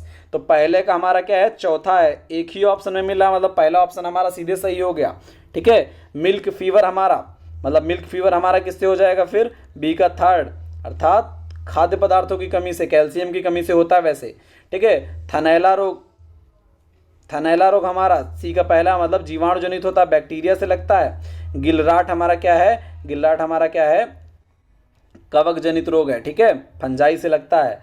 तो पहला ऑप्शन हमारा इसका सही होगा। चलिए आगे बढ़ते हैं फिर। चलो भैया सूची 1 को सूची 2 से फिर मिलाना है, रिपीट हो गया यार, अब मिलाओ। चलो, स्वजल धारा योजना, स्वजल धारा योजना भैया, सबसे पहले स्वजल धारा योजना, हरियाली योजना, स्वर्ण जयंती ग्राम स्वरोजगार योजना और प्रधानमंत्री ग्राम सड़क योजना। सबसे पहले उनको मिलाओ जो तुमको आसानी से आते हैं। जैसे प्रधानमंत्री ग्राम सड़क योजना आपको आती है, किसके लिए थी, ग्रामीण संपर्क के लिए थी, अर्थात डी का पहला हमारा होना चाहिए, मतलब ये बीच वाले 2 ऑप्शन तो पहले ही कट हो गए। क्वेश्चन को सॉल्व करने का तरीका यही होना चाहिए आपका, जब आप क्वेश्चन पेपर सॉल्व कर रहे हैं, जो आ रहा है उसको पहले लगा ले, बाकी कट कर ले। अब हमारे पास 2 ऑप्शन बचे, हम 50-50 पर हैं, ठीक है। स्वर्ण जयंती ग्राम स्वरोजगार योजना, स्वरोजगार हमको रोजगार मिल रहा है, यहाँ स्वरोजगार फिर आ रहा है, तो ये हमारा क्या होगा, सी का चौथा हो गया। सी का चौथा हमारा दोनों में है, इसका मतलब हमारा ऑप्शन अभी कन्फ्यूजन बनी हुई है दोनों में, ठीक है। फिर हरियाली योजना की बात करते हैं। हरियाली योजना हमारी किसके लिए थी, और स्वजलधारा योजना, स्वजलधारा योजना हमारी ग्रामीण जलापूर्ति के लिए थी। हरियाली योजना वाटरशेड मैनेजमेंट के लिए थी। ठीक है, तो अर्थात ए का दूसरा हमारा सही होगा, अर्थात हमारा क्या है, डी ऑप्शन इसका सही होगा। ठीक है, तो ये हमारा ग्राम सड़क योजना ग्रामीण संपर्क के लिए, ये हमारा ऐसे कुछ मिल जाएगा। चलिए, तो डी ऑप्शन इसका सही हो जाएगा हमारा 66 का। स्वजलधारा योजना किसके लिए है हमारी, एक बार देख लें फिर से। स्वजलधारा योजना किसके लिए है, ग्रामीण जलापूर्ति के लिए है। हरियाली योजना किसके लिए है, वाटरशेड मैनेजमेंट के लिए है। स्वर्ण जयंती ग्राम स्वरोजगार ग्रामीण संपर्क बनाने के लिए है, रोजगार के लिए है। और सड़क योजना हमारी किसके लिए, संपर्क के लिए है। चलिए आगे बढ़ते हैं। भारतीय दलहन अनुसंधान केंद्र, इससे सरल क्वेश्चन तो हो ही नहीं सकता है। इंडियन पल्स रिसर्च इंस्टीट्यूट, ठीक है, कहाँ है भैया, सेंट्रल पल्स रिसर्च या इंडियन पल्स रिसर्च इंस्टीट्यूट कहाँ पर है भैया, फटाफट बताएं। दलहन के लिए आपका जो है, दलहन के लिए हमारा का लखनऊ, कानपुर, फैजाबाद, वाराणसी, फटाफट बताएं भैया। कानपुर में है हमारा भैया IPRI। ठीक है, 67 का हमारा क्या होगा, बी ऑप्शन एकदम सही है। केंद्रीय धान अनुसंधान संस्थान भैया, सेंट्रल राइस रिसर्च इंस्टीट्यूट कहाँ पर है बताएं। कटक, राजमुंदरी, शिमला, पश्चिम बंगाल, कहाँ पर है भैया। तो केंद्रीय धान अनुसंधान केंद्र कहाँ पर है, कटक उड़ीसा में है। कटक कहाँ है, उड़ीसा में। ठीक है, CRRI कहाँ है, कटक उड़ीसा में। राजमुंदरी आंध्र प्रदेश में क्या है, CTRI central tobacco research institute, Rajahmundry कहाँ, आंध्र प्रदेश में है। Potato CPRI central potato research institute कहाँ होगा, शिमला में है। ठीक है, चलो बाबू, किसान दिवस भैया मनाया जाता है, फटाफट बताएं। 19 नवंबर, 23 नवंबर, 11 दिसंबर या 23 दिसंबर। 23 दिसंबर को किसान दिवस हमारा मनाया जाता है। 69 का हमारा डी ऑप्शन एकदम सही होने वाला है। किसान दिवस जो हमारा है 23 दिसंबर को मनाया जाता है। इस दिन क्या हुआ था, कल्याण सिंह जी का होता है बर्थडे। ठीक है, कल्याण सिंह जी का बर्थडे होता है, जिसके उपलक्ष्य में हम मनाते हैं क्या, किसान दिवस। चलो भैया, 70 नंबर पे पहुंच गए हम लोग। कजरी central arid zone research institute, central arid zone research institute कहाँ पर भैया, कजरी। कजरी कहाँ है, जोधपुर में है भैया। जोधपुर राजस्थान में कजरी हमारी है। ठीक है, फटाफट याद कर लें, कजरी जोधपुर राजस्थान में है। आगे आते हैं 71 नंबर क्वेश्चन, फिर हमारा क्या है, मैचिंग वाला है। चलो, सूची 1 को सूची 2 से मिलाना है भैया। तो सबसे बात पहले क्या कर रहे थे, FRI फॉरेस्ट रिसर्च इंस्टीट्यूट हमारा कहाँ है, फॉरेस्ट रिसर्च इंस्टीट्यूट कहाँ है बच्चों, देहरादून में है। ठीक है, FRI कहाँ है, देहरादून में है। ठीक है, इसके बाद अलावा बात करें IARI Indian agriculture research institute कहाँ है, नई दिल्ली में। ठीक है, इसके अलावा बात करें हमारा चारागाह एवं चारा यानी क्या, फॉडर रिसर्च इंस्टीट्यूट हमारा कहाँ है, भरारी, झांसी में है। इसके अलावा सेंट्रल जो हमारा शुष्क क्षेत्र का है वो कहाँ है, जोधपुर में है। वही कजरी मतलब जोधपुर राजस्थान, ये सी हमारा क्या, कजरी वाला ही है। ठीक है, तो वन अनुसंधान कहाँ, देहरादून में। पहले का तीसरा सिर्फ एक ही ऑप्शन मिल रहा है, मतलब बी ऑप्शन इसका सही होगा। ठीक है, चलिए आगे बढ़ते हैं। 72 बताओ भैया, पीडकों, पीडक मतलब क्या है, पेस्ट से मतलब है पीडक का।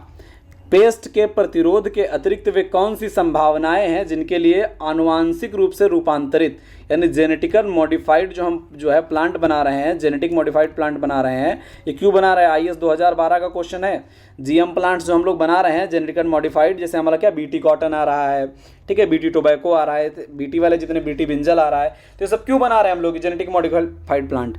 तो इन्होंने कहा कि जो पेस्ट कंट्रोल के अलावा कोई ऑप्शन बताओ जिसके कारण हो रहा हो। तो उन्होंने कहा कि सूखा सहन करने की क्षमता बना देते हैं, उत्पादन में पोषकीय मान बढ़ाना कर देते हैं। उत्पाद में क्या करते हैं हम लोग, क्या करते हैं, न्यूट्रिशनल वैल्यू बढ़ा देते हैं। अंतरिक्ष यानों और अंतरिक्ष स्टेशनों में उन्हें उगने और प्रकाश संश्लेषण करने के लिए सक्षम बना देते हैं हम लोग। मतलब क्या, हमारा जो हमारे क्या है अंतरिक्ष यान है या अंतरिक्ष स्टेशन है, वहाँ पर क्या हो जाएंगे, वहाँ पर प्रोडक्शन कर सके, इसके लिए हम उसमें चेंजेस लाते हैं। उनकी सेल्फ लाइफ, जो उनकी सेल्फ लाइफ होती है वो बढ़ाने के लिए हम क्या करते हैं, इसमें जो है मॉडिफिकेशन करते हैं। तो कौन सा ऑप्शन आपको सही लग रहा है, पहला सूखा सहन करने के लिए, दूसरा जो है उत्पादन में पोषकीय मानक बढ़ाने के लिए, तीसरा अंतरिक्ष यानों में उगाने के लिए, सेल्फ लाइफ बढ़ाने के लिए। तो पहला दूसरा अगर सही होगा तो पहला ऑप्शन मारिए, तीसरा चौथा अगर लग रहा है तो दूसरा मारिए, पहला दूसरा और चौथा यानी तीसरा गलत लग रहा है तो सी ऑप्शन मारिए, सभी सही लग रहे हैं तो डी ऑप्शन मारिए। ठीक है, क्या लग रहा है आप लोगों को, तो इसका जो है तीसरा ऑप्शन एकदम गलत है भैया, हमको कहीं अंतरिक्ष में सब्जी नहीं उगानी है। पहला, दूसरा और चौथा ऑप्शन इसका सही है, अर्थात सी ऑप्शन इसका क्या होगा, सही होगा। ठीक है, 72 का क्या होगा, सी ऑप्शन सही होगा। चलिए आगे बढ़ते हैं अब 73 नंबर पे। भैया फिर सुमेलित करना है हमको, बहुत आसान इस बार तो है। खाद्य उत्पादन वृद्धि, दुग्ध उत्पादन, मत्स्य उत्पादन और उर्वरक, कौन सी क्रांति किससे संबंधित है, फटाफट मार दो भैया। खाद्य उत्पादन वृद्धि हमारा किससे संबंधित है, फटाफट बताएं। खाद्य उत्पादन किससे मिला दें, हरित क्रांति से। दुग्ध उत्पादन किससे मिला दें, श्वेत क्रांति से। मत्स्य किससे मिला दें, नीली से। और उर्वरक भूरी से। ठीक है, तो पहले का पहला एकदम मार दो सही, पहला, तीसरा, दूसरा, चौथा, ये हमारा सही हो गया, पहला ही ऑप्शन। ठीक है, इससे सिंपल क्वेश्चन और क्या होगा फिर। 74 नंबर आ जाओ भैया। निम्न में से कौन सा, भैया सूची 1 को 2 से फिर से सुमेलित करना है। इस बार भैया फसल है हमारा और शीर्ष उत्पादक बताना है। ठीक है, जूट का सबसे ज़्यादा उत्पादन कहाँ होता है, सबको पता है जूट का सबसे ज़्यादा उत्पादन होता है वेस्ट बंगाल में। ठीक है, जूट का सबसे ज़्यादा उत्पादन होता है वेस्ट बंगाल में। चाय का सबसे ज़्यादा उत्पादन कहाँ होता है, असम में होता है। ठीक है, रबर का सबसे ज़्यादा उत्पादन गन्ने का यूपी में होता है, रबर का हमारा कहाँ होगा, फिर केरल में होगा। ठीक है, तो पहले का जूट हमारा, पहले का क्या है, थर्ड, पहले से ही हमको मिल जाएगा ये। ठीक है, सेकंड का फर्स्ट हो गया, सी का दूसरा हो गया और चौथा हो गया। ठीक है, तो पहला ऑप्शन हमारा एकदम सही हो गया इसमें। ठीक है, आगे बढ़ते हैं 75 नंबर क्वेश्चन। बताना फिर वही भैया, क्या इस बार फिर क्या है, फसल है, शीर्ष उत्पादक राज्य है। बताओ, मूंगफली सबसे ज़्यादा उत्पादन कहाँ होता है, मूंगफली का, सरसों का, सोयाबीन का और नारियल का। तो मूंगफली का भैया होता है गुजरात में, सोयाबीन का राजस्थान में, सोयाबीन का मध्य प्रदेश में, सरसों का राजस्थान में, नारियल का केरल में। एकदम क्रम से सब लिखी हैं, तो 1, 2, 3, 4 हमारा ऑप्शन इसका सही होगा। मूंगफली गुजरात में होती है, सरसों राजस्थान में, सोयाबीन मध्य प्रदेश में, नारियल हमारा कहाँ होता है, केरल में होता है। चलिए अगला ऑप्शन आपको बताना है। इनमें भैया पूछ रहा है कौन सा सही सुमेलित नहीं है, गलत बताना है, वैरायटी बतानी है। सरसों की वैरायटी वरुणा है, मटर की सपना है, अलसी की सूर्या है, मूंगफली की कौशल है। बताइए भैया ABCD कौन सा ऑप्शन इसमें गलत आपको लग रहा है, सुमेलित नहीं दिख रहा है, फटाफट बताएं आंसर। 76 का सी ऑप्शन आपका सही है। अलसी जो है सूर्य की वैरायटी नहीं, बाकी सब सही है। सरसों क्या है, वरुणा जो है वह सरसों की वैरायटी, सपना मटर की है और कौशल किसकी है, मूंगफली की वैरायटी है। चलो भैया अगला 77 number question, 77 number question. Triticale, triticale भैया किसका क्रॉस है, फटाफट आंसर दें, फटाफट आंसर दें भैया। जौ एवं राई का क्रॉस है, गेहूं जौ का, राई जौ का, या गेहूं एवं राई का क्रॉस है, फटाफट बताएं। ट्रिटिकल,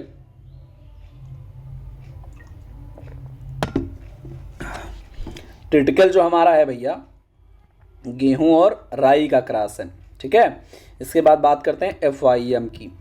FIM में पूछ रहा है NPK कितना है, नाइट्रोजन फास्फोरस पोटास कितने % पाया जाता है भैया। तो ये कह रहा है कि 0.5, 0.25, 5 NPK, यानी नाइट्रोजन कह रहा है 58, 54, 58, या 5.5% नाइट्रोजन, 4% फास्फोरस या 2% पोटास, या कह रहा 3% नाइट्रोजन, 1% फास्फोरस, 2% पोटास, कह रहा 4% नाइट्रोजन, 2% फास्फोरस और 1% पोटास, यानी अनुपात कितना हो, ये 4:2:1 का। तो भैया बताओ फार्मेड FIM में कितना पाया जाता है, तो FIM में पाया जाता है 58, 54, 58, पहला आंसर सही है। ठीक है, 58, 54, 58 हमारा FIM में NPK पाया जाता है, 0.5, 0.25 एंड 0.5। ठीक है, इसके बाद बात करते हैं, ये हमारा जो दिखा है, क्या लिखा है, 5.5, 4, 2, ये NPK किस में पाया जाता है, ये पाया जाता है नाइट सॉयल में। ठीक है, रात्रि मृदा जो हमारी जो होती है, रात्रि मृदा जहाँ पर लोग जाते हैं, ठीक है, क्या करते हैं, जहाँ पर पशु पक्षी जो है क्या करते हैं, टॉयलेट करते हैं, तो उस मृदा को क्या बोला जाता है, नाइट सॉयल बोला जाता है। ठीक है, तो वहाँ का क्या हो जाएगा, NPK 5.5, 4, 2। ठीक है, इसके बाद ये 312 ये हमारा क्या है, सीप मैन्योर में, जो भेड़ की जो भेड़ से निकला हुआ गोबर होता है, उससे जो मैन्योर बनती है, खाद बनती है, वो हमारे उसमें क्या होता है, 3, 1, 2, 3% नाइट्रोजन, 1% फास्फोरस और 2% पोटास होता है। 4:2:1 ऐसे डाल दिए, कोई उसका मतलब नहीं है। चलो आगे बात करते हैं। भारत में सर्वाधिक प्रयोग होने वाली हरी खाद कौन सी है भैया, बताओ। सर्वाधिक सबसे ज़्यादा जो हरी खाद है कौन सी पैदा होती है, हरी खाद। हरी खाद क्या होती है भैया, खेत में हम लोग क्या करते हैं, फसल को उगाए और उसमें फूल आने से पहले उसके 1-2 महीने की तैयार हुई, उसके बाद हरी अवस्था में उसको खेत में जोत दिए, वो क्या बन गई, मैन्योर बन गई सड़कें। ठीक है, इसे बोलते हैं हरी खाद। ठीक है। अब हरी खाद सबसे ज़्यादा हम किस फसल की उगाते हैं? सनई, मसूर, ढैंचा, बरसीम। फटाफट आंसर दें, पहला, दूसरा, तीसरा, चौथा। तो इसका पहला ऑप्शन सही है, सनई अर्थात सनहेम्प, क्रोटोलेरिया जंसिया। साइंटिफिक नेम क्या है? क्रोटोलेरिया जंसिया। ठीक है, इसका हम क्या करते हैं भैया? सनई का सबसे ज़्यादा प्रयोग करते हैं ग्रीन मैन्योरिंग में। ठीक है, अब केले को किस रसायन द्वारा पकाया जाता है भैया? फटाफट आंसर दें, केले को किस रसायन द्वारा पकाया जाता है? एथिलीन, मरकरी, सोडियम ब्रोमाइड या इंडोल एसिटिक एसिड? फटाफट बताएं भैया। केले को पहला ऑप्शन एथिलीन, दूसरा मरकरी, तीसरा सोडियम ब्रोमाइड, चौथा नेप्थलीन एसिटिक एसिड। तो भैया केले को पकाने के लिए हम लोग यूज़ करते हैं क्या? एथिलीन यूज़ करते हैं। पहला ऑप्शन हमारा सही है। चलो 81 भैया, 80 क्वेश्चन हो गए। चलो 81, फटाफट भैया लोगों को शेयर कर दें, लाइव क्लास चले, फटाफट लोगों को शेयर करें जिससे ज़्यादा से ज़्यादा लोग एग्रीकल्चर के जुड़ सकें इससे। ठीक है, हमारी मेहनत आप देख रहे हैं। ठीक है, उसको जो है आप शेयर करेंगे और सब्सक्राइब करेंगे चैनल को ज़्यादा से ज़्यादा। अब आपके क्या होंगे, ऐसे क्विज आपको हम बीच बीच में देते रहेंगे। ठीक है, इतने क्वेश्चंस आपके रिवाइज करवा देंगे हम कि आपका जो है, जो भी आप देने जाएंगे एग्रीकल्चर का एग्ज़ाम जो PCS का, उसमें जो है ज़्यादातर क्वेश्चन इसी में से मिल जाएंगे आपको। ठीक है, धान, गेहूँ, मूंग एवं फसल चक्र सघनता। धान, गेहूँ, मूंग एवं फसल चक्र सघनता यानी क्रॉपिंग इंटेंसिटी इसकी कितनी है भैया? Cropping intensity, crop rotation intensity कितनी है इसकी? फसल चक्र सघनता क्या है इसकी? देखो, फसल चक्र सघनता क्या होती है? वर्षों की संख्या अर्थात कितने समय में वो बोई गई है, कितने वर्षों में, ऊपर जो है फसलों की संख्या। ठीक है, क्रॉप की संख्या। तो कितनी फसलें हैं भैया? 3 फसलें हैं। धान, गेहूँ, मक्का, इनको उगाने में कितना समय लगेगा? 1 वर्ष। ठीक है, गुणे कर देंगे क्या? 100, तो हमारा कितना % हो जाएगा? 300% हो जाएगा क्या? फसल चक्र सघनता इसकी जो दिया हुआ है। ठीक है, सिंपल सी बात है। फसल चक्र सघनता आपको निकालना आ गया। अगर यहाँ पर गन्ना लिखा होता तो गन्ना अकेले 1 वर्ष की फसल होती है। ठीक है, गन्ने के आगे पेड़ी भी लिखा होता तो 1-1-2 वर्ष की फसल हो जाती वो। ठीक है, तो ये हमारी तीनों क्या होंगी? एक ही साल में हो जाएंगी। और फसलें टोटल कितनी है? 3, तो 3/1 × 100 करेंगे अर्थात 300% क्या होगी इसकी? फसल चक्र सघनता आ जाएगी। ठीक है, चलो आगे बढ़ते हैं। किसानों को बुआई हेतु कौन सा बीज दिया जाता है? यहाँ पर हेतु होगा, कौन सा बीज दिया जाता है? Nuclear seed, certified seed, foundation या रजिस्टर्ड? फटाफट बताएं भैया, किसानों को बुआई के लिए कौन सा सीड देते हैं हम लोग? न्यूक्लियर, सर्टिफाइड, फाउंडेशन और रजिस्टर्ड? भैया देते हैं सर्टिफाइड सीड हम लोग देते हैं। ठीक है, टैग कलर भी अब लगे हाथ देख ही लिया जाए, क्वेश्चन खूब पूछा जाता है टैग कलर का। तो न्यूक्लियर का जो टैग कलर होता है कैसा होता है? गोल्डन येलो होता है। सर्टिफाइड का जो हमारा होता है वो कैसा होता है? फाउंडेशन का हमारा होता है व्हाइट, रजिस्टर्ड का होता है हमारा ब्लू। सर्टिफाइड जो हमारा बचा, सर्टिफाइड का जो हमारा टैग कलर होता है क्या होता है? पर्पल होता है। ठीक है, चलिए आगे बढ़ते हैं। जैम बनाने में कौन सा फल सर्वोत्तम होता है? सेब, केला, अमरूद, लीची? फटाफट बताएं भैया, जैम बनाना है हमको, जैम बनाना है, मुरब्बा बनाना है, मुरब्बा बनाना है भैया। मुरब्बा बनाने के लिए कौन सा फल यूज कर लें? बताओ फटाफट। सेब का जैम आप लोग खाए होंगे खूब। केले का जैम तो नहीं खाएंगे, जेली खाएंगे। केले और इनकी क्या बनती है? जेली बनती है। जैम बनाने के लिए किसका प्रयोग करते हैं? सेब का प्रयोग करते हैं। मिर्च में कौन सी प्रचुर मात्रा में विटामिन पाई जाती है भैया? फटाफट बताना है। मिर्च में विटामिन, अब मिर्च हम लोग खाते हैं तो क्या करते हैं? तो विटामिन कौन सी पाई जाती है मिर्च में? C विटामिन पाई जाती है भैया, फटाफट याद कर लो एकदम। चलो आगे बढ़ते हैं। प्याज का भंडारण में अंकुरण। भैया प्याज हमने क्या किया? स्टोरेज हाउस में रख दिया। स्टोरेज हाउस में रख दिया, वो क्या करने लगा? अंकुरण करने लगा। उसमें क्या होने लगा? जर्मिनेशन होने लगा। उसको रोकने के लिए हम क्या यूज करेंगे? मैलिक हाइड्रोजाइड या नेप्थलीन एसिटिक एसिड या इंडोल एसिटिक एसिड या इंडोल ब्यूटारिक एसिड? फटाफट बताएं भैया, आंसर आ नहीं रहे भैया, जल्दी जल्दी आंसर दें। तो मैलिक हाइड्रोजाइड यूज करेंगे हम लोग किसमें? प्याज के भंडारण को रोकने में। विंटर बनाना किस्म हमारी, विंटर बनाना किस्म हमारी किसकी है? केला, सेब, अंगूर, अनार? फटाफट आंसर। विंटर बनाना किस्म किससे संबंधित है? विंटर बनाना, बनाना से ना जाए बनाना पे, किस्म किसकी है? सेब की है। ठीक है, यहीं अगर स्वीट बनाना लिखा रहे, स्वीट बनाना, स्वीट बनाना किसकी वैरायटी है भैया? फटाफट बता दें। स्वीट बनाना लिख के बता दें। स्वीट बनाना, स्वीट बनाना भैया जो है वैरायटी है वो किसकी है? मिर्च की वैरायटी है। ठीक है, स्वीट बनाना स्वीट नहीं है, बहुत तीखी है। ठीक है, व्हाइट ब्लिस्टर, व्हाइट ब्लिस्टर रोग जो लगता है हमारा किस में लगता है? कुकुरबिट्स में, क्रूसीफर्स में, मालवेसी में या पोएसी में? किस फैमिली में लगता है? एल्बुगो कैंडिडा साइंटिफिक नेम होता है जिसके कारण ये लगता है, एल्बुगो कैंडिडा के द्वारा लगता है भैया। किस में लगता है ये? क्रूसीफर्स में लगता है, मुख्यतः किसमें? व्हाइट ब्लिस्टर ऑफ, हम लोग पढ़े हैं मस्टर्ड। मस्टर्ड क्या है? क्रूसीफेरिकुल का है, तो ज़्यादातर क्रूसीफेरिकुल में ही ये लगता है, मस्टर्ड में लगता है किसके द्वारा? एल्बुगो कैंडिडा के द्वारा। ठीक है, तो इसका दूसरा ऑप्शन सही होगा। आगे बात करते हैं, क्रैंज एनाटॉमी पाई जाती है किसकी पत्तियों में? C4 प्लांट की पत्तियों में क्या पाई जाती है? क्रैंज एनाटॉमी पाई जाती है। ठीक है, बैंगन में तीखेपन का कारण क्या है? बैंगन में तीखापन, glycoalkaloids, allyl propyl disulphide, allicin या कुरकुमिन? फटाफट बताएं भैया, बैंगन में तीखापन किसके कारण होता है? Glycoalkaloids, allyl propyl disulphide, allicin या कुरकुमिन? तो भैया जो है ग्लाइको एल्केलॉइड के कारण होता है बैंगन में तीखापन, तो हमारा ये ऑप्शन सही है। एलाइल प्रोपाइल डाइसल्फाइड के कारण होता है प्याज में तीखापन, एल्यूशिन हमारा होता है लहसुन में, कुरकुमिन हमारा होता है हल्दी में। ठीक है, तो ये हमारा क्या है? ग्लाइको एल्कोलाइड्स है बैंगन में तीखेपन का कारण। ठीक है, चने की पत्तियों में पाया जाने वाला एसिड कौन सा होता है? भैया चिकपी, चना। चना जो होता है क्या कहलाता है? चिकपी। तो इस चिकपी में हमारा क्या है? कौन सा एसिड भैया पाया जाता है इसमें? मैलिक, ऑक्सैलिक, एसिटिक या सिट्रिक?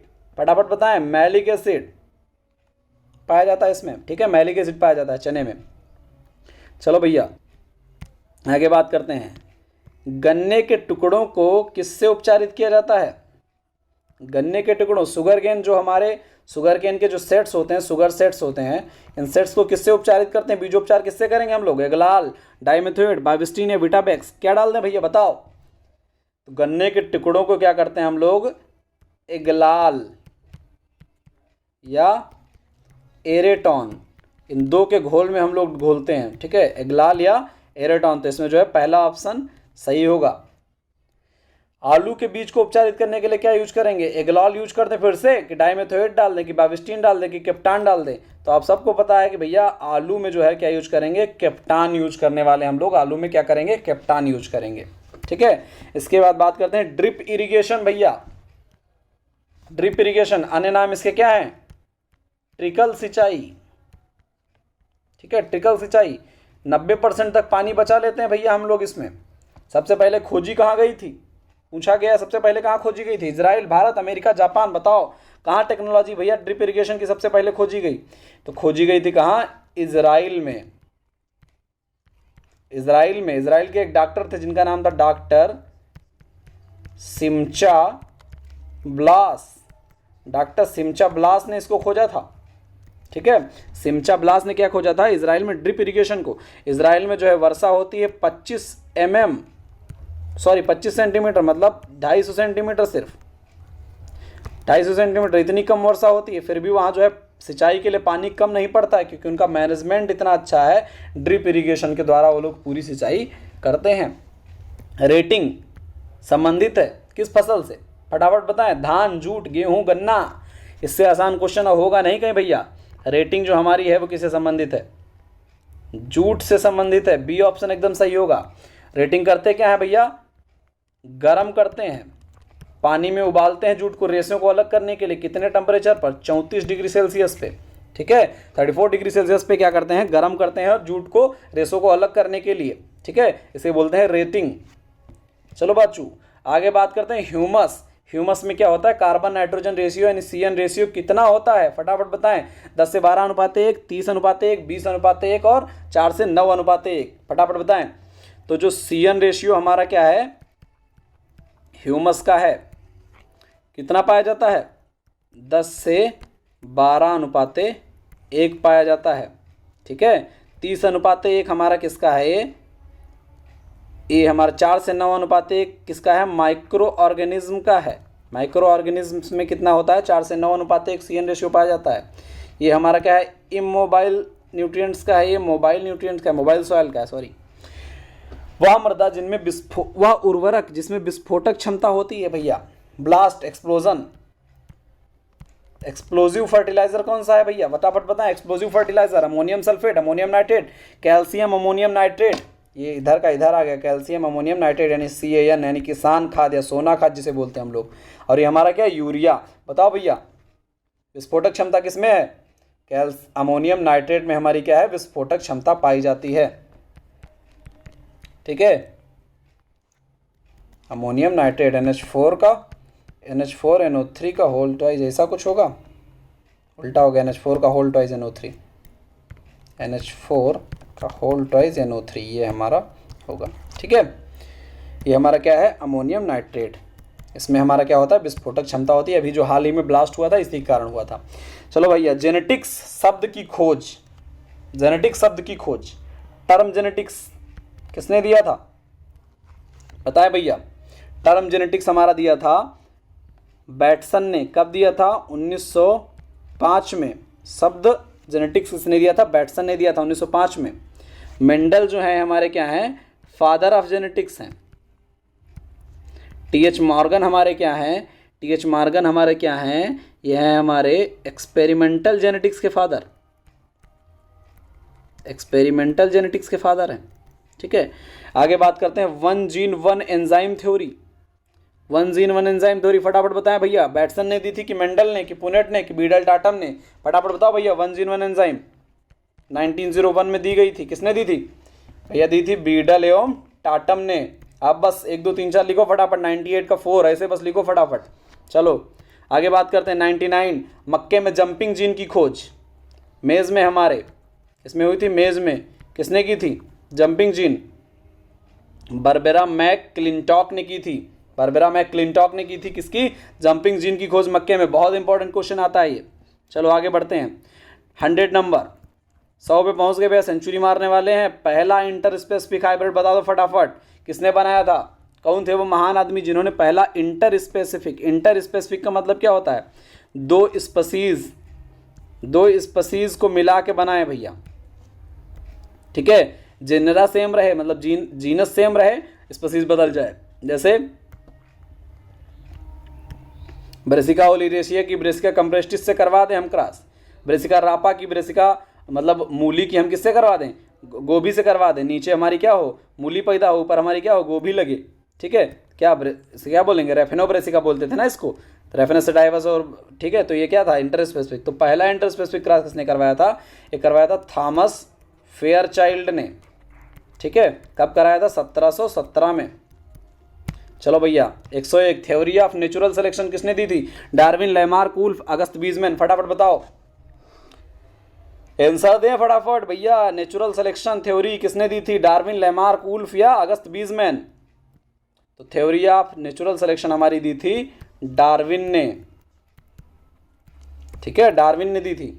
लैमार्क ने हमारी कौन सी थ्योरी दी थी, theory of acquired characters, theory of acquired characters. Wolff ने हमारी कौन सी थ्योरी दी थी, वुल्फ ने हमारी थ्योरी दी थी वुल्फ याद नहीं आ रहा, छोड़ो। अगस्त बीजमैन ने हमारी एक थ्योरी दी थी। चलो आगे बढ़ते हैं, ऑप्शंस याद नहीं आ रहे। कोशिका पावर हाउस, कोशिका का पावर हाउस, सेल का जो हमारा पावर हाउस है वो किसे कहते हैं हम, सेल का पावर हाउस माइटोकॉन्ड्रिया को कहते हैं। ठीक है, क्यों कहते हैं, क्योंकि ये हमारा क्या करती है, एनर्जी को कंज्यूम करती है, उसको बनाती है, उसके बाद क्या करती है, अपने अंदर ATP के फॉर्म में रखती है। ठीक है, इसके बाद भैया कोशिका में प्रोटीन निर्माण का कार्य करता है कहाँ, माइटोकॉन्ड्रिया, प्रोटोप्लास्ट, न्यूक्लियस है यार, न्यू इधर आ गया ऊपर, न्यूक्लियस और राइबोसोम। बताओ भैया, प्रोटोप्लास्ट प्रोटीन निर्माण का कार्य कहाँ होता है, कौन करता है, फटाफट बताना है आपको। पहला, दूसरा, तीसरा, चौथा। इसका जो ऑप्शन सही है वो क्या है, चौथा है। राइबोसोम हमारा क्या करता है, प्रोटीन निर्माण में सबसे ज़्यादा भूमिका निभाता है। ठीक है, कोशिकीय विभाजन की प्रक्रिया में DNA का निर्माण कहाँ होता है, DNA रेप्लिकेशन जिसे हम लोग बोलते हैं, क्या बोलते हैं, DNA रेप्लिकेशन कहाँ पर होता है, किस फेज़ में होता है, G1 फेज़ में या G2 फेज़ में या S फेज़ में या माइटोटिक फेज़ में। ठीक है, तो ये कहाँ होता है, जो हमारा कोशिका विभाजन है, कहाँ DNA का निर्माण कहाँ होता है, S फेज़ में होता है। ठीक है, S फेज़ में हमारा क्या होता है, निर्माण होता है किसका, DNA का। एक्चुअली जो हमारी कोशिका विभाजन की प्रक्रिया है ये दो फेजेस में एक्चुअली कंप्लीट होती है। एक को बोलते हैं इंटरफेज, एक को बोलते हैं माइटोटिक फेज।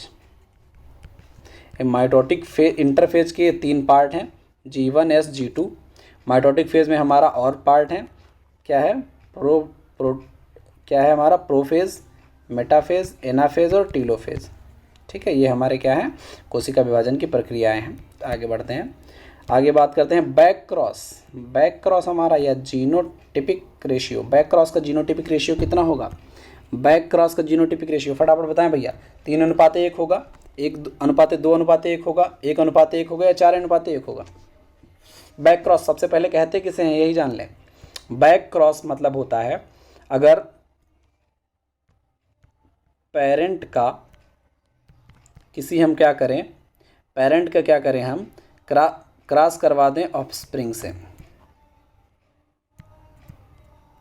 तो इसे क्या बोलेंगे, संतति से करवा दे किसका, पेरेंट का क्रॉस, तो उसे बोलेंगे बैक क्रॉस। जैसे हम लोग क्या करें, जैसे मान लो हमने क्या लिया, ले लिया पी, मटर। मटर में जो है एक ले ली हमने कैपिटल टी, अर्थात वो कैसी है, लंबी है, टाल है। एक ले ली स्मॉल टी, वो कैसी है, ड्वार्फ है। ठीक है, बात समझ में आ रही है? कैपिटल टी किसको संबोधित कर रही है, लंबी को, स्मॉल टी किसको, ड्वार्फ को। अब हमने क्या किया, कैपिटल टी लिया, स्मॉल टी लिया, इनका करवा दिया हमने क्या, क्रॉस करवाएंगे तो क्या बनेगा यहाँ पर, पहला वाला कैपिटल टी, दूसरा वाला स्मॉल टी क्या बनाएगा, इस कैपिटल टी स्मॉल टी बनाएगा। फिर वही मतलब जितनी बार भी बनेगा यही बनेगा। ठीक है, एक इधर से लेंगे एक इधर से लेंगे तो capital T small T finally बनना है। ठीक है, तो ये हमारा क्या हो गया, ऑफस्प्रिंग इसे बोलेंगे, यानी संतति बोलेंगे। ये इसके 2 पेरेंट थे, ये हमारा रेसेसिव पेरेंट था, ये हमारा क्या था, डोमिनेंट पेरेंट था। ठीक है, रेसेसिव डोमिनेंट क्या होता है जानते हैं, प्रभावी और अप्रभावी। डोमिनेंट मतलब जो पावर अपनी प्रदर्शित करेगा, जैसे यहाँ पर कैपिटल टी स्मॉल टी दोनों हैं, लेकिन ये फिर भी कैसा होगा, लंबा होगा। ठीक है, क्योंकि कैपिटल टी क्या है, प्रभावी है, लंबाई क्या है, प्रभावी है। और अगर ये सिर्फ ये अगर दोनों यही रहेंगे तभी ये बौना दिखेगा। ठीक है, अगर एक भी कैपिटल टी पहुँचता है तो उसको क्या कर देगा, लंबा कर देगा, क्योंकि वो क्या है, ताकतवर है, प्रभावी है, डोमिनेंट है। ठीक है, तो भैया अब क्या करें, इनका जो है चाहे हम इससे क्रॉस करवा दें चाहे इससे क्रॉस करवा दें। ठीक है, चाहे कैपिटल टी से करवा दें चाहे स्मॉल टी से करवा दें। तो अगर कैपिटल टी दोनों को क्या कहेंगे, बैक क्रॉस कहेंगे। अगर कैपिटल टी से करवा देंगे, मतलब इससे करवा देंगे अगर, तो इसे कहा जाता है क्या, आउट क्रॉस। ठीक है, और अगर इससे करवा दे रेसेसिव से तो इसे कहा जाता है टेस्ट क्रॉस। तो यानी बैक क्रॉस क्या होते हैं, 2 तरीके के, आउट क्रॉस और टेस्ट क्रॉस। ठीक है, ये बात समझ में आई। अब हमारे पास क्या है, ऑफ स्प्रिंग ये है और ये हमारा क्या है, मान लो हम कैपिटल टी से करवा दें, किसी से भी एक से करवाना है। बैक क्रॉस में हम, ये क्या है, हमारा पेरेंट था। ठीक है, ये क्या है, एक पेरेंट था, ये हमारा क्या था, ऑफ स्प्रिंग था, बच्चा जो पैदा हुआ। ठीक है, अब इसका हम क्रॉस करवा के देखेंगे अगर, तो कैपिटल टी और कैपिटल टी इधर से एक आएगा तो एक कैपिटल टी बनेगा। फिर इधर से एक कैपिटल टी इधर से लेंगे तो कैपिटल टी बनेगा। ये स्मॉल टी अगर एक लेंगे तो एक स्मॉल टी और एक कैपिटल टी बनेगा, और एक स्मॉल टी और एक कैपिटल टी बनेगा। अर्थात 2 बनेंगे क्या हमारे पास, कैपिटल टी 2 बन गए, 2 बनेंगे ऐसे जिसमें एक कैपिटल टी एक स्मॉल टी होगा। तो रेशियो हमारा क्या होगा, 2:2, या इसी को हम कह सकते हैं 1:1, क्योंकि बात तो एक ही है। बनेंगे तो 4, लेकिन हमारा क्या होगा, 2/2 बने या 1/1 बने, एक ही बात है। तो हमारे यहाँ पर क्या होगा, 1:1 हमारा होगा। ठीक है, बैक क्रॉस में, या 2:2 भी अगर रहे तब भी वो सही माना जाएगा। ठीक है, तो बैक क्रॉस का जीनोटिपिक रेशियो हमारा क्या हुआ, समझ में आया आपको, क्या होगा, 1:1 होगा। ऐसे ही इनहिबिटरी जीन एक्शन हमारा क्या है, इसका जो हमारा जो जेनेटिक रेशियो है वो कितना होना चाहिए, इनहिबिटरी जीन एक्शन हमारा होता है, इसमें होता है 13:3। ये हमारा क्या है, डबल हाइब्रिड में हमारे क्या है, जहाँ पर मेंडल का नियम काम नहीं करता है। ऐसे जो हमारे कुछ रूल हैं जिसमें हमारा मेंडल का नियम काम नहीं करता है, तो उसमें कौन से आते हैं, इनहिबिटरी आता है। ठीक है, ICSC DPS, ये आपको बाद में समझाते हैं जब हम आपको डिटेल में समझाएंगे। जीन इंटरेक्शन जब आपको पढ़ाएंगे, एक चैप्टर आपका जो जब ब्रीडिंग पढ़ाएंगे तो जीन इंटरेक्शन पढ़ाएंगे। ठीक है, उसमें जो है सबके आपको तरीके बताएंगे कैसे कैसे और कैसे कैसे रेशियो निकलता है। फिलहाल आप अभी याद रखिए, इनहिबिटरी का होता है 13:3। ठीक है, सारे आपको याद करने पड़ेंगे, सारे हम समझा देंगे, जब नेक्स्ट टॉपिक लाएंगे तब समझाएंगे इसको। फिलहाल आप जानिए इनहिबिटरी 13:3 होता है। चलिए, फ्रूट फ्लाई में लिंकेज की खोज। लिंकेज, सबसे पहले जाने लिंकेज होता क्या है। लिंकेज देखो होता है भैया लव, लिंकेज होता है प्यार। प्यार क्या होता है भैया, जैसे 2 हमारे जीन थे, 2 जीन थे, अब ये आस पास आए पास पास आए, इन्होंने क्या कर लिया, अपने आप में एक बॉन्ड बना लिया, इनको हो गई मोहब्बत। अब ये क्या कह रहे हैं कि हम भैया अगली पीढ़ी में भी जाएंगे साथ ही साथ, ठीक है। तो ये क्या कर रहे हैं, ऐसे लिंक हो गए कि नेक्स्ट जनरेशन में भी क्या करेंगे, साथ ही साथ जाएंगे। तो इसे बोलते हैं लिंकेज, ठीक है। अब इस लिंकेज में जो है फ्रूट फ्लाई में सबसे पहले खोज किसने की थी, टी.एच. मॉर्गन ने की थी। फ्रूट फ्लाई बोले तो ड्रोसोफिला, ड्रोसोफिला में खोजा गया था सबसे पहले लिंकेज, किसने खोजा था, मॉर्गन ने खोजा था, ठीक है। वर्णांध्रता क्या बोलते हैं इसको, कलर ब्लाइंडनेस, कलर ब्लाइंडनेस किसके कारण होती है, वाई क्रोमोसोम पे जो पाया जाता है, एक्स क्रोमोसोम पे पाया जाता है, हार्मोनल प्रॉब्लम है कि मेल स्टेरिलिटी है, बताओ फटाफट। वर्णांध्रता एक्स क्रोमोसोम पे पाया जाता है, ठीक है, एक्स क्रोमोसोम पे पाया जाता है वर्णांधता हमारी, ठीक है, जिसके कारण हमको क्या होता है, लाल और हरे रंग का भेद समझ में नहीं आता है, ठीक है, कलर ही नहीं समझ में आता, लाल हरा रंग, ठीक है। चलिए आगे बात करते हैं। हमारा पुष्प का निषेचन फूलों के खिले बिना, ठीक है, हो तो उसे क्या कहा जाएगा, मतलब फ्लावर ओपन ना हो, फ्लावर क्या हो, ओपन ही ना हो, खिले ही ना, ठीक है, खुले ना, और इसका क्या हो जाए, फर्टिलाइजेशन हो जाए। तो हमेशा क्या होगा, जैसे मान लो बंद ही बंद फूल है, फूल क्या है, बंद है, इसी के अंदर क्या है, मेल भी पाया जा रहा है, इसी के अंदर फीमेल भी पाया जा रहा है, ठीक है। तो आपस में क्रॉस वॉस करके क्या कर लिए, पॉलिनेशन कर लिए, फर्टिलाइजेशन कर लिए। ऐसे प्लांट, ऐसे फ्लावर्स, ऐसी प्रक्रिया क्या कहलाती है, क्लिस्टोगैमी कहलाती है, ठीक है, क्लिस्टोगैमी। ऐसी कंडीशन में क्या होगा, हमेशा क्या होगा, सेल्फ पॉलिनेशन होगा। तो क्लिस्टोगैमी किसको बढ़ावा देती है, सेल्फ पॉलिनेशन को बढ़ावा देती है। जब बाहर से बंदा ही भैया, खुला ही नहीं फूल, तो बाहर से परागकण आएंगे कहाँ से, तो यहाँ पर क्या होता है, हमेशा सेल्फ पॉलिनेशन होता है। तो क्लिस्टोगैमी जो है फ्लावर के बिना खुले अगर निषेचन हो जाए तो उसे क्लिस्टोगैमी कहा जाता है। अब मान लो कि नर पुष्प और मादा पुष्प, नर पुष्प मतलब क्या, बात करें स्टेमेन, नर पुष्प को क्या कहते हैं, स्टेमेन, और मादा को क्या कहते हैं, पिस्टल। नर मतलब स्टेमेन और पिस्टल अगर दोनों क्या हो, अलग अलग टाइम पर मैच्योर हों, अलग अलग टाइम पर मैच्योर हो रहे हैं, तो इसे क्या कहेंगे हम लोग, इसे क्या कहते हैं, डाइकोगैमी। डाइकोगैमी दो तरीके की होगी, या तो नर पहले खुलेगा या तो क्या होगा, मादा पहले खिलेगा। अगर नर पहले खिलता है, ठीक है, नर मतलब क्या, एंड्रोशियम, या जिसे हम लोग बोलते हैं स्टेमेन, अगर ये पहले खिलता है तो उसे बोलते हैं प्रोटेंडरी। एंड्री मतलब कहाँ से आया है, एंड्रोशियम से, ठीक है। वहीं गाइनोसियम से क्या आ जाएगा, प्रोटोगाइनी। अगर मादा पहले खिले तो उसे प्रोटोगाइनी, ठीक है, समझ में आया। डाइकोगैमी दो प्रकार का, प्रोटेंडरी और प्रोटोगाइनी, ठीक है। नर पुष्पों और मादा पुष्पों के अलग अलग खिलने के समय को कहते हैं डाइकोगैमी। चलो भैया आगे बढ़ते हैं, 111 नंबर पे पहुंच गए हम लोग। म्यूटेशन, म्यूटेशन शब्द की जो है सर्वप्रथम जो है प्रयोग किसने किया था, म्यूटेशन शब्द को बताएं, Hugo de Vries, Jacob Monard, Mendel, Hargobind Khorana. सबसे पहले जो म्यूटेशन शब्द हमारा यूज किया था वो किया था ह्यूगो डी ब्रीज ने। पहला ऑप्शन आपका ये सही होगा, 1901 में, ठीक है, ह्यूगो डी ब्रीज ने इसकी खोज की थी, ठीक है। म्यूटेशन हमारा होता क्या है, sudden heritable change in genotype, मतलब क्या हो, अचानक से हमारा जीनोटाइप में कुछ ना कुछ परिवर्तन हो जाए। आप तो मतलब हॉलीवुड में तो इतनी अथाह फिल्में आप लोग देखें म्यूटेशन की, तो हमें बताने की ज़रूरत नहीं है। किसी को भैया मकड़ी काट लेती है, मकड़ी काट लेती है, उसके अंदर क्या होता है, परिवर्तन आ जाता है, अचानक से उजाला फेंकने लगता है, ठीक है, स्पाइडरमैन आप लोगों ने देखी है, ठीक है। तो क्या होता है, एक प्रकार का म्यूटेशन है। उसमें क्या दिखा है भैया, मकड़ी के अंदर एक प्रकार का केमिकल पाया जाता है, तो केमिकल क्या करते हैं, जो ऐसे म्यूटेशन को बढ़ावा देते हैं, ऐसे तत्वों को कहा जाता है म्यूटाजन। तो वो केमिकल क्या था, म्यूटाजन था। वो केमिकल भैया क्या किया, म्यूटेशन कर दिया। तो इसे बताया किसने था, ह्यूगो डी ब्रीज ने पहले बताया था, ठीक है। जैकब मोनार्ड ने ओपेरॉन कॉन्सेप्ट दिया था, ओपेरॉन कॉन्सेप्ट दिया था। मेंडल पापा हैं किसके, जेनेटिक्स के। एक गुणसूत्र की कमी अगर हो जाए तो इसे क्या कहते हैं, मतलब नॉर्मली हमारा क्या होता है, 2n होता है। जैसे हम लोग क्या पढ़ते हैं, 2n बराबर, आदमी में हम लोग क्या 46 जानते हैं, ठीक है, 23 क्रोमोसोम होते हैं, ठीक है, 46 क्रोमोसोम पाए जाते हैं। ऐसे हमारा क्या हो, एक गुणसूत्र की हमारे अंदर अगर कमी हो जाए, यानी 2n-1 हो जाए, एक गुणसूत्र कम हो जाए, यानी हमारे में कितने रह जाएँ, 45 ही रह जाएँ। जैसे गेहूं में कितने होते हैं, 42 होते हैं, एक कम हो जाए अर्थात 41 ही रह जाएँ। ऐसी कंडीशन क्या कहलाती है, इनके कहने का मतलब 2n-1 कंडीशन क्या कहलाएगी, उससे कहेंगे मोनोजोमिक। अगर एक क्रोमोसोम कम हो जाए तो मोनोजोमिक, 2 क्रोमोसोम अर्थात 2n-2 अगर कम हो जाए तो इसे कहेंगे नलिजोमिक। ठीक है, एक जोड़ा अगर कम हो जाए, ठीक है, एक कम हो जाए तो मोनोजोमिक, एक जोड़ा कम हो जाए तो नलिजोमिक। अगर दो कम हो अलग अलग, लेकिन 2n -1 -1 तो इसे बोलते हैं डबल मोनोजोमिक। एक बार एक कम होता है मोनोजोमिक, एक और कम हो गया तो डबल मोनोजोमिक। लेकिन अगर 2n -2 हुआ है तो इसे बोलेंगे नलिजोमिक। ठीक है, अगर एक क्रोमोसोम मान लो बढ़ जाए, जैसे 42 क्रोमोसोम होते हैं 43 हो जाए, ठीक है, 2n+1 हो जाए तो इसे बोलते हैं ट्राइजोमिक।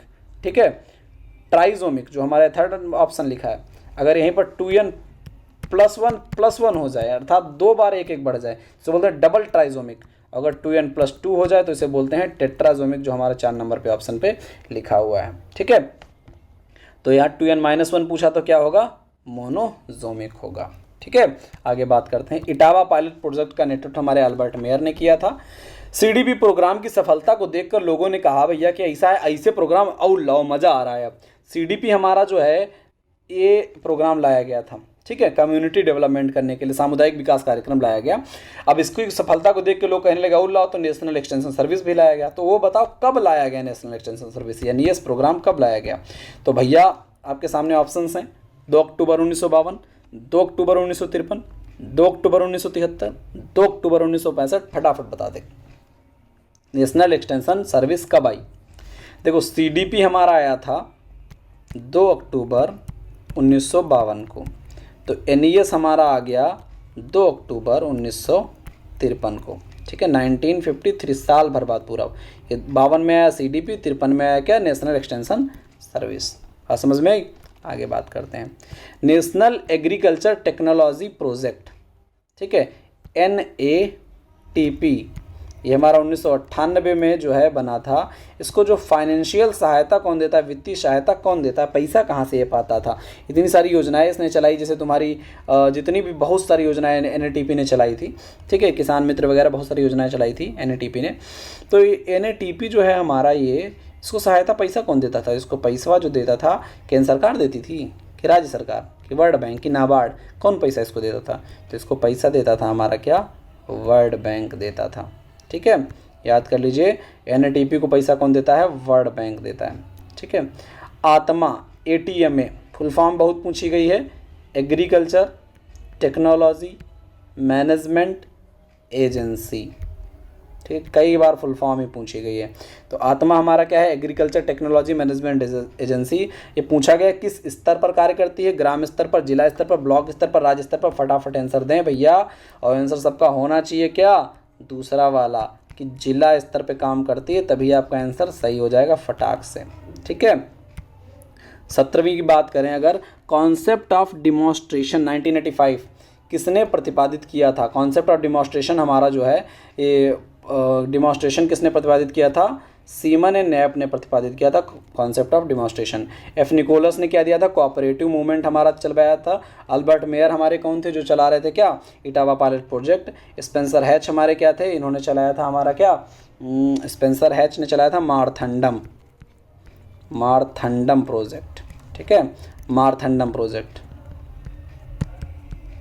ठीक, Spencer Hatch Marthandam, Albert Mayer Etawah pilot project, और Seaman and Knapp concept demonstration, F Nicholas cooperative movement. ठीक है, इनमें से कौन सा ऑडियो विजुअल ऐड है, मतलब सुने भी और देखें भी। भैया बताओ, फ्लैश कार्ड, प्रोजेक्टर, पपेट और रेडियो, इनमें से कौन सा ऐसा है जिसको देखो भी और सुनो भी, ऑडियो विजुअल ऐड का उदाहरण है, बताओ फटाफट। फ्लैश कार्ड, प्रोजेक्टर, पपेट और रेडियो। तो इसमें सही आंसर जो होगा वो होगा पपेट। पपेट हमारा जो कठपुतली होती है वो हमारा क्या होता है, ऑडियो विजुअल ऐड होता है। ठीक है, लास्ट 2 क्वेश्चन हमारे बचे हुए हैं। T&V system, training and visit system 1993 में इसकी स्टार्टिंग हुई थी। ये T&V सिस्टम जो है हमारा, जो 1993 में शुरू हुआ था, किसने शुरू किया था, तो इसको शुरू करने वाले हमारे थे कौन, डेनियल बैनर। डेनियल बैनर ने जो है इसको सबसे पहले स्टार्ट किया था, हमारा USA के थे डेनियल बैनर, इन्होंने स्टार्ट किया सबसे पहले कहाँ, T&V सिस्टम 1973 में। ट्रेनिंग एंड विजिट मतलब क्या करो, ट्रेनिंग लो और विजिट करके जाओ, वहाँ देखो, वहाँ ट्रेनिंग करवाओ। ठीक है, जाके।